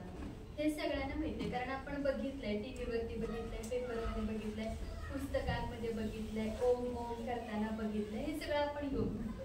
खरं म्हणजे योग जो आहे तर त्याचा मेन उद्दिष्ट आहे ते वेगळं आहे. आध्यात्मिक प्रगतीसाठी योग सांगितलेला आहे की जिथं मोक्ष प्राप्ती, आपले जे जन्म आणि पुनर्जन्म ह्याच्यातनं सुटका करण्यासाठी हा योग आहे आणि त्याची ते महत्वाचे उद्देश आहे. पण आपण आहे आता आधुनिक मॉडर्न योग आहे. मग आपल्याला काय तर काळ बदलेल तसं आपण म्हणतो की नाही, त्यामध्ये बदल होत जातात आणि बदल हा हवाच आहे. मग आता योग आहे, आता तुम्ही काय आहात 18 वर्षांची योग आहे. मी तर म्हटलं की नाही बाबा काय ह्याच्यामध्ये तुम्हाला मोक्ष हा मिळालाच पाहिजे, मग तुम्ही काय तुमचं सगळं सोडून मोक्षाच्या मागे लागायचंय का? नाही, तुम्ही आता तरुण आहात आणि ह्या वयामध्ये ज्या वयामध्ये जे करायला हवं ते केलंच पाहिजे. आपण म्हणतो की नाही जे आहे पहिल्यांदा आपण काय केलं पाहिजे, शिक्षण घेतलं पाहिजे, गुरुगृहामध्ये जाऊन शिक्षण घेतलं पाहिजे. आपण जे पुरुषार्थ म्हणतो आपण, तर त्याच्यामध्ये धर्माचं पालन पाहिजे, अर्थार्जन पण पाहिजे ना. 2 वेळचे व्यवस्थित अन्न पाहिजे तर तुम्हाला त्यासाठी पैसे पण पाहिजे, मग त्यासाठी देखील काहीतरी पाहिजे. मग असे वेगवेगळे हे आहेत. तर त्याच्यामध्ये एक करिअर म्हणून आजकाल योग हे नवीन उदयाला आलेलं क्षेत्र आहे. मग आता हे योग काय आहे तर हे आपण मी सांगितले की करिअरचं क्षेत्र आहे.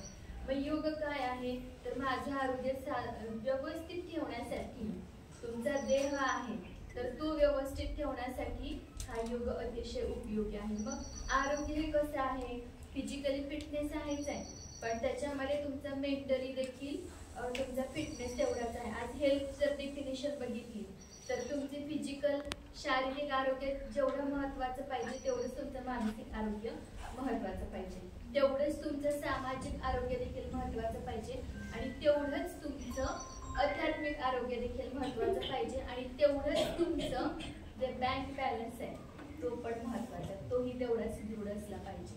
ह्या सगळ्या गोष्टी आपण काय केल्या पाहिजेत, ह्या तुमच्या हेल्थ नुसार ह्या बघितल्या पाहिजेत. मग हे हेल्थ पाहिजे तर योग त्याला प्रॉपर उतरतो. आपण मेन उद्दिष्ट सोडून देणार आहोत. आज आपण आजच्या काळामध्ये काय योग आहे तर ते बघणार आहोत. मग तुमचं आसन प्राणायाम ह्याचा अभ्यास काय होतो तर तुम्हाला शारीरिकरित्या सुदृढ बनवण्यासाठी हा त्याचा उपयोग होतो. तुम्हाला यम आणि नियम हे सांगितलेले आहेत. यम म्हणजे तो रेड्यावर बसतो तो यम नाही, तर तुम्ही समाजामध्ये राहतात तर स्वतःवरती काहीतरी बंधन, समाजात वावरताना तर स्वतःवरती बंधनं पाहिजे. मग तिथं सत्य अहिंसा हे सगळे तुम्ही समाजात राहता तर काय तुमच्याकडे बंधनं पाहिजे तर ते यम आहे. स्वतःवरती काही बंधनं हवी आहेत तर ते नियम आहेत. मग तुम्ही शौच संतोष असे वेगवेगळे हे नियम आहेत. म्हणजे तुम्हाला मनाचं आरोग्य राखायचंय तर तुम्हाला यमनियमांचं पालन केलं पाहिजे. आणि त्याच्यानंतर जो प्राणायाम आहे, प्राणायाम ही अशी गोष्ट आहे की तुमच्या इनर बॉडीला ती काय करते ऍक्टिव्ह ठेवते. आणि इनर बॉडीला एकदा ऍक्टिव्ह ठेवलं की मग तुम्हाला तुमच्या मनावरती ताबा मिळतो. मनाच्या ताब्यात तुम्ही जायचं नाहीये तर तुमच्या ताब्यात मन ठेवायचं. मी इथं बसलीये तर बाहेर वडापावचा गाडा लागलाय, मला भूक आहे तरी पण माझ्या नाकाला वास नाही येत त्याचा. हे तुमचं मन तुमच्या ताब्यात आहे. मन तुमच्या ताब्यात असेल तर ह्या सगळ्या गोष्टी ह्या त्यांनी खूप छान सांगितलं की स्वतःवरती संयम पाहिजे आणि मग तुम्हाला पाहिजे. हा संयम येतो कुठून तर प्राणायामाचा अभ्यास, ध्यानाचा अभ्यास, धारणेचा अभ्यास या सगळ्या गोष्टींमधून तुम्हाला हा संयम येतो. आणि मग ही तुमची इंद्रिय तुमच्या डोळ्याला काय दिसलं पाहिजे, तुमचं जे ध्येय आहे तेच तुमच्या डोळ्याला दिसलं पाहिजे. तुमच्या कानाने काय ऐकलं पाहिजे, तुमच्या ध्येयासाठी जे जे उपयोगी आहे तेच तुमच्या कानाने ऐकलं पाहिजे. हे सगळं तुमच्या इंद्रिय ते तुमच्या ताब्यात असते जेव्हा तुमचं मन तुमच्या ताब्यात असते. आणि हेच तुमचं मानसिक आरोग्य वाढीस लागतं की खचून जात नाही. मन जर तुमचं निरोगी असेल तर कुठल्याही संकटाशी सामना करण्यासाठी ते नेहमी तत्पर असतं. मन कधी म्हणतो आपण हेल्दी आहे, मला राग आला तर ते हेल्दी आहे का? थोड्या गोष्टींनी मला उगाच नर्वस झालं तर ते हेल्दी आहे का? खचून जाणं हे हेल्दी आहे का? चिडचिड होणं हे हेल्दी आहे का? या सगळ्या गोष्टी आपोआप बाजूला होतात. आणि हे तुमच्या मनाचा जो काही आपण म्हणतो प्रसन्न चित्त तर ते हे इथं योगने तुम्हाला साध्य होतं. आणि आध्यात्मिक उन्नती तर वेळ आहे कारण तुम्हाला त्याच्या आधी जी सामाजिक आहे, आज ह्या दोघी आहेत, सामाजिक हेल्थ ह्यांची चांगली आहे आणि ह्या पुढे जाऊन समाजासाठी सेवा करणार आहेत. आता ह्यांचं सामाजिक जे काही आहे आरोग्य हे आणखी बळकट होत आहे. आणि तुम्ही आता त्या ध्येयाकडे जात आहात. पुढे जाऊन तुम्ही स्वतःचं सामाजिक आरोग्य वाढवत आहात. ह्या जर मी जर चालले तर मला माघारी बोलणारे 2 लोक आहेत. मग माझं सामाजिक आरोग्य चांगली आहे. पण मी जर चालली आहे तर मला हाय हॅलो केलं तर माझं सामाजिक आरोग्य चांगलं आहे का? हे आरोग्य तुमचं वाटलं पाहिजे. तुम्ही जाताना लोकांनी तुमच्याकडे आदराने बघितलं पाहिजे, माघारी तुम्हाला आदरानेच बोललं पाहिजे तर तुमचं सामाजिक आरोग्य चांगलं आहे. आणि आर्थिक आरोग्य वाढण्यासाठी तुम्हाला आत्तापासून प्रयत्न केले पाहिजेत. हीच वेळ आहे की तुम्हाला हे तुमचं आर्थिक आरोग्य वाढण्यासाठी तुम्हाला मदत होणार आहे. जर पुढे जाऊन केलं, आता मुलींच्या बाबतीत तर बघा की 22-23 वर्षाच्या पुढं आई वडील लगेच लग्नाचं होतं. सेम माझं होतं. मी MA झाले, माझं BEd करायचं होतं आणि लग्न झालं.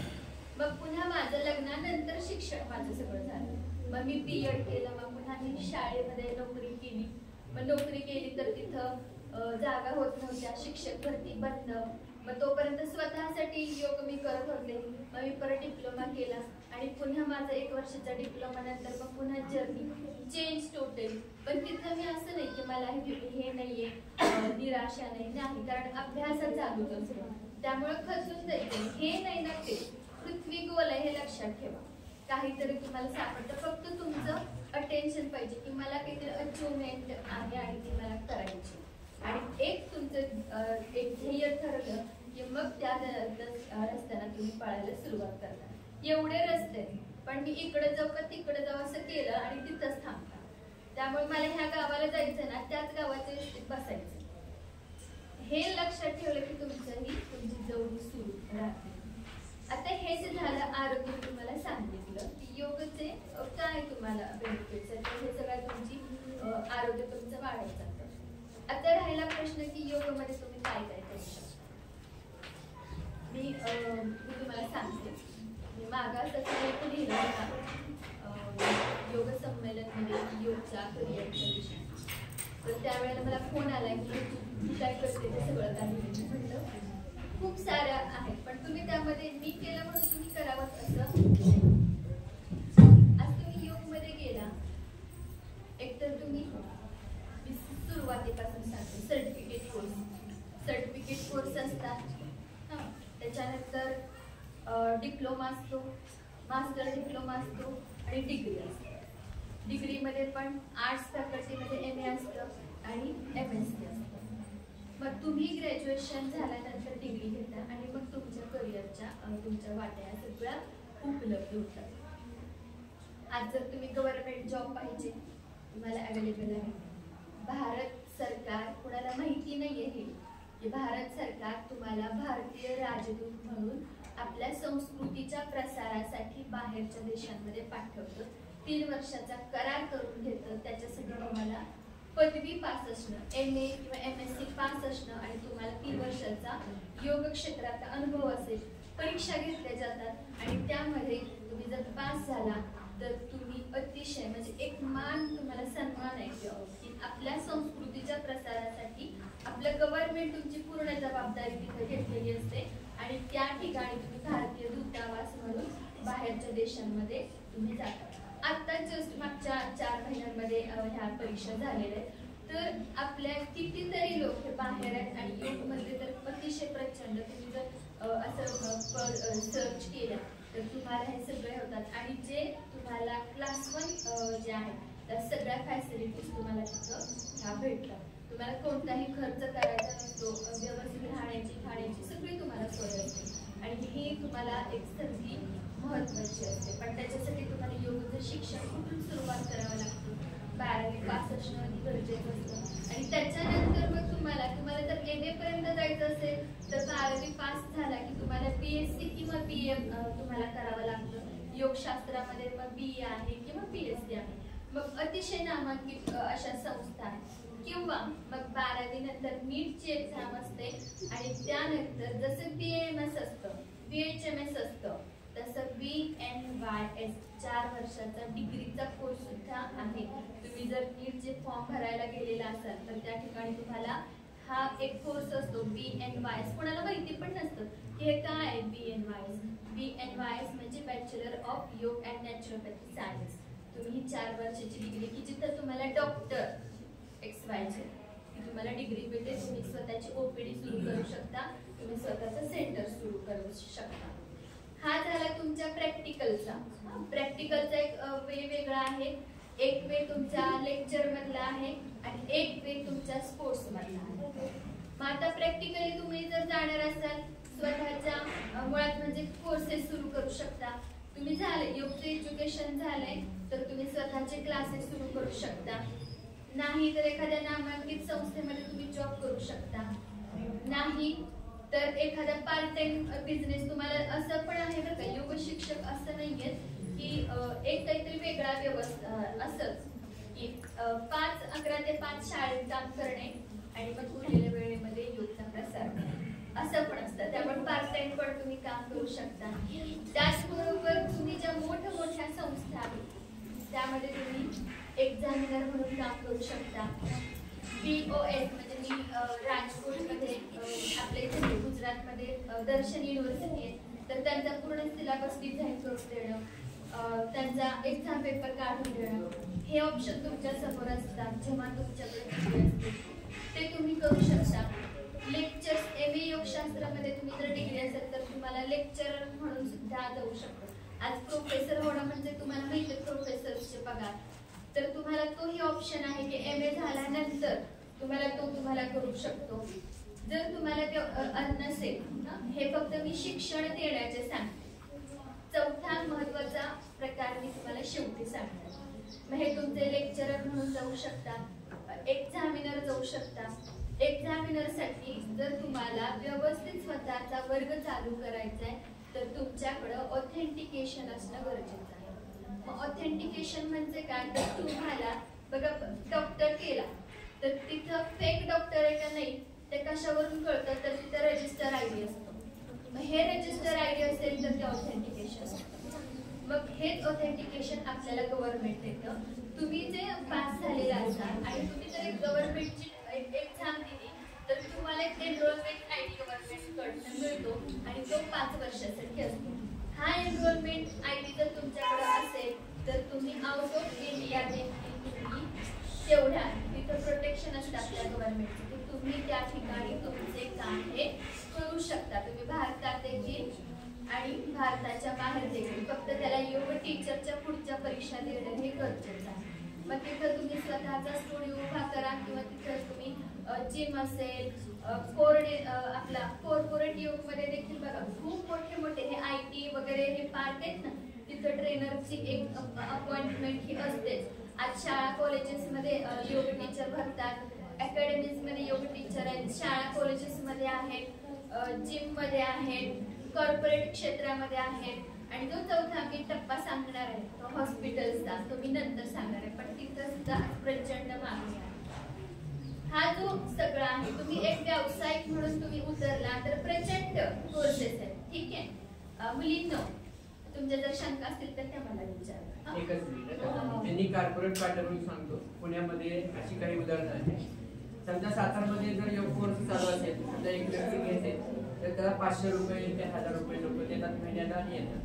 पुण्याचं उदाहरण सांगतो, तिथल्या जे कोर्स घेणारी महिला आहे ते कॉर्पोरेट लोकांसाठी कोर्स घेतात 1 तासाचा, महिनाभराचा घेतात. त्यांची किती फी आहे, एका व्यक्तीची 5000. त्यांच्याकडे 20, 25, 30 जण येतात. झाले पैसे 10 आले तर 50,000 झाले पाहिजे. 20 जण आले असते 1,00,000 रुपये झाले पाहिजे. टाइमपास झाला ना, त्यांनी 1 तासभर शिकवतो, बाकी दिवसभर त्यांचं काम चालूच आहे, तरी ते एवढं कमवू शकतात. आज आपल्याला महत्व माहित नाही की जगात काय काय चाललं. हे माहित झालं तर असं बी असतं का, तुम्ही तुमच्या क्षेत्रात जरी काम केलं असलं तरी तुम्ही करू शकता आपल्या आरोग्यासाठी आणि आपल्या बाकीच्यांना हे सगळं सांगू शकता. पण आपल्याला माहित नाही, आपल्याला माहित असेल तर आपण तर त्या दृष्टीने थोडक्यात त्यांना काय सांगता येईल. तर हा जो कॉर्पोरेट आहे मी तर तुम्हाला सांगितलं खूप सारे क्षेत्र आहेत की तिथे तुम्ही काम करू शकता. स्पोर्ट्स मध्ये तर तुम्ही गेला तर आज तुम्ही ग्राउंड करता तुमच्या परीक्षांसाठी, विविध योगासनांच्या स्पर्धा असतात. तुम्ही जर तयारी चांगली केली तर आज खेलो इंडिया सारख्या ठिकाणी सुद्धा योगाचे तुम्हाला स्पर्धा होतात आणि तिथून डायरेक्ट आज आर्टिस्टिक योगा तर तो ऑलिम्पिक मध्ये गेलेला आणि आज ज्या खेळाडूंसाठी जर तुम्ही MPSC मध्ये जर गेला जाणार असाल तर हे शालेय जीवनापासूनचा प्रश्न आहे की तिथं 4% जागा ज्या आहेत, 5%, 4% त्या जागा ह्या खेळासाठी राखून ठेवलेल्या असतात आणि तो कोटा तुम्ही यातून आरामात मिळवू शकता. पण त्यासाठी तुम्हाला लहानपणापासूनच काय करावं लागतं, योगाची तुम्हाला आवड आणि त्याचा सराव, योगासनांचा सराव. तुम्ही शालेय स्पर्धा पण खेळला असेल तर खेळला का मला माहिती नाही, शंखनाद असतो, आसनं असतात, बगट ह्याची आसनं असतात आणि तिथं तुम्हाला स्वतःला नसेल तर एक कोच म्हणून गेला, एका तासाचे 500 रुपये तिथं असतात आणि महिन्याचे जर तुम्ही विचार केला आपल्या सातारा सारख्या ठिकाणी 2-3 हजार रुपये फीस तुम्हाला त्या ह्याचे देतात आणि थोडंसं गायडन्स त्याचा केला जातो. तुम्ही कोच म्हणून काम केलं तरी त्याच्यात सुद्धा तुम्हाला प्रचंड यश आहे आणि तिथं सुद्धा तुमचा बँक बॅलन्स सुधारण्यासाठी अतिशय महत्त्वाचं. म्हणजे योग तुम्हाला स्पोर्ट्स मध्ये तुम्हाला करिअर करायचं असेल त्याच्यासाठी योग आहे. लेक्चर्स मध्ये, टीचिंग मध्ये, टीचर मध्ये तुम्हाला, एक्झामिनर मध्ये तिथं तुम्हाला संधी आहे. गव्हर्नमेंट जॉब असतील तर तुम्हाला तिथं आहे. आउट ऑफ इंडिया तुम्हाला काम करायचं असेल तिथं तुम्हाला आहे आणि स्वतःचे वर्ग संस्था चालू करायचे असतील किंवा इतर संस्थेला अटॅच व्हायचं असेल तिथेही तुम्हाला आहे. आणि आताचा सगळ्यात महत्त्वाचा काळ आहे ते म्हणजे उपचार. मी म्हटलं की नाही, अजून एक मी ठेवलाय शेवटी. आजकाल हॉस्पिटल्समध्ये तुम्ही जर गेला तर तिथे फिजिओथेरपिस्टच्या बरोबर योग थेरपिस्ट सुद्धा तिथं असतो. मी जलनीती शिकले. योगचा तो एक शुद्धी क्रिया. ब्रीथिंग अवेअरनेस, ऑक्सिजनची व्हॅल्यू काय आहे ते तिथं शिकलो. पोटावरती झोप, ऑक्सिजन लेवल वाढेल, आम्ही तेच सांगतो. मग आसन करा, तुमचे लंग्स एक्सपांड करा, श्वास घ्या. हे सगळं तिथं काय होतं, त्या योगच्या सान्निध्यात होतं. आणि मग एक प्रचंड आज जर तुम्ही वेबसाईटवर सर्च केलं तर तुम्हाला जर तिथं रिक्वायरमेंट ऑफ योग थेरपिस्ट जर तुम्ही टाकलं तर अतिशय तुम्हाला अगदी 10 ते 15, 20, 30 लाखापर्यंतचे पॅकेज तुम्हाला उपलब्ध आहेत. पण त्यासाठी तुमचं एज्युकेशन, तुमचं ऑथेंटिकेशन हे महत्त्वाचं आहे. जेव्हा तुम्ही शिक्षण घेता तेव्हा एखाद्या ऑथेंटिक संस्थेतूनच तुमचं सर्टिफिकेट असणं गरजेचं आहे, डिग्री असणं गरजेचं आहे. तेव्हा तुम्ही त्या ठिकाणी आणि जो नियमित सराव अभ्यास असेल त्यांना हे तुम्हाला काय म्हणतात थेरपिस्ट म्हणून प्रचंड आहे. योग फिजिओथेरपिस्ट तुम्हाला माहिती आहे अर्धा तास घेतो, 500 रुपये त्याची फीज असते आणि त्याचा एक सेटअप असतो. त्याच पद्धतीनं आज तुम्ही एकतर हॉस्पिटलशी कनेक्ट राहू शकता किंवा स्वतःचं सेटअप करून फिजिओथेरपिस्ट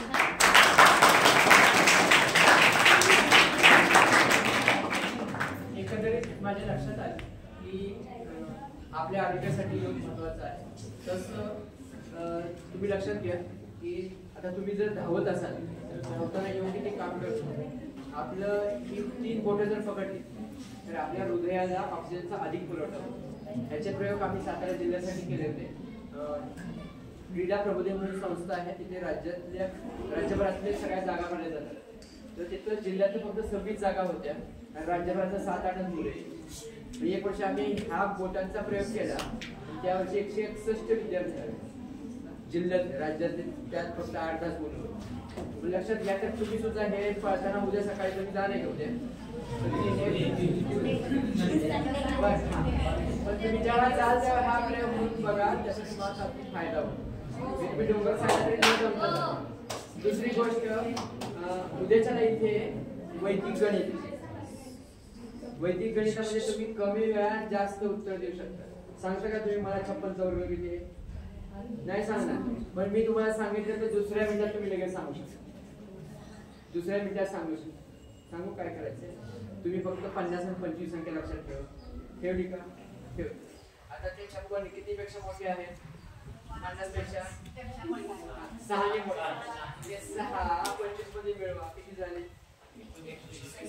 31 झाले. आणि 6चा वर्ग करा, 56चा वर्ग 31. एवढे सोपं. आता 54चा सांगा बरं तुम्ही किती असेल. आता 4 ने मोठे 4 25 मध्ये मिळवा. हे त्याचं उत्तर आहे 29. 25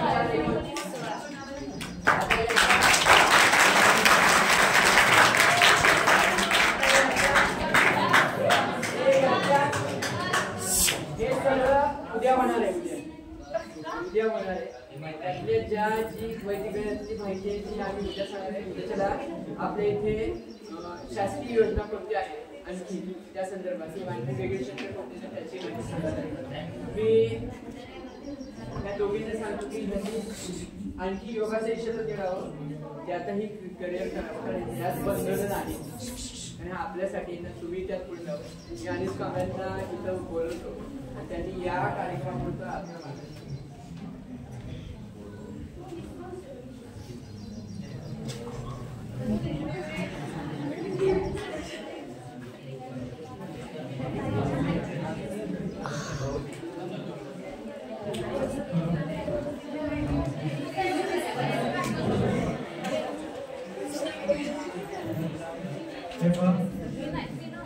आज या ठिकाणी आपल्या सातारा तालुक्यातील आपल्या जवळच्या गावातील सुकन्या कुमारी सिद्धी मनोहर सावंत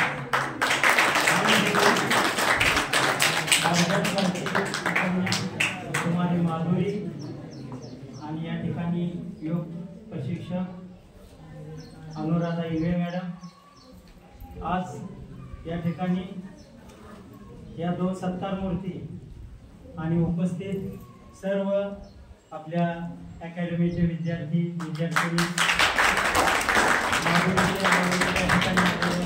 आपल्या विद्यावर्धिनीचे अध्यक्ष पाटील गुरुजी आहेत, वैष्णवी आहे, आपले सकाळवाडी गावाचे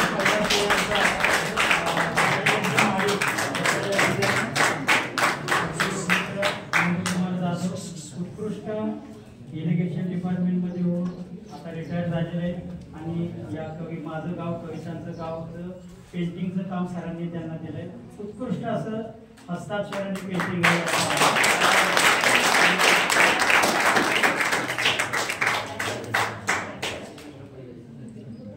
मी आता या ठिकाणी सर्व मान्यवर बोललेले भरपूर तुम्हाला मार्गदर्शन या दोघींच्या वतीनं लाभलेलं आहे आणि आपण आपल्या गावच्या वतीनं आणि आमच्या सर्व मोठ्या व्यक्तींच्या आई वडिलांच्या वतीनं तुम्हा दोघींना मी एवढाच आशीर्वाद म्हणू शकत नाही, कारण का आशीर्वाद हा द्यायचा असतो परंतु त्याच्या मागं तुमचं कष्ट आहे, त्यामुळं तुमच्या कष्टाचं फळ तुम्हाला मिळणार आहे. आम्ही फक्त आशीर्वाद देणार आहे आणि इथून पुढे अशी उंच भरारी मारा आणि आपल्या सातारा जिल्ह्याचं नाव लौकिक करा एवढी तुम्ही आपणा सर्वांच्या वतीनं तुम्हाला शुभेच्छा देतो.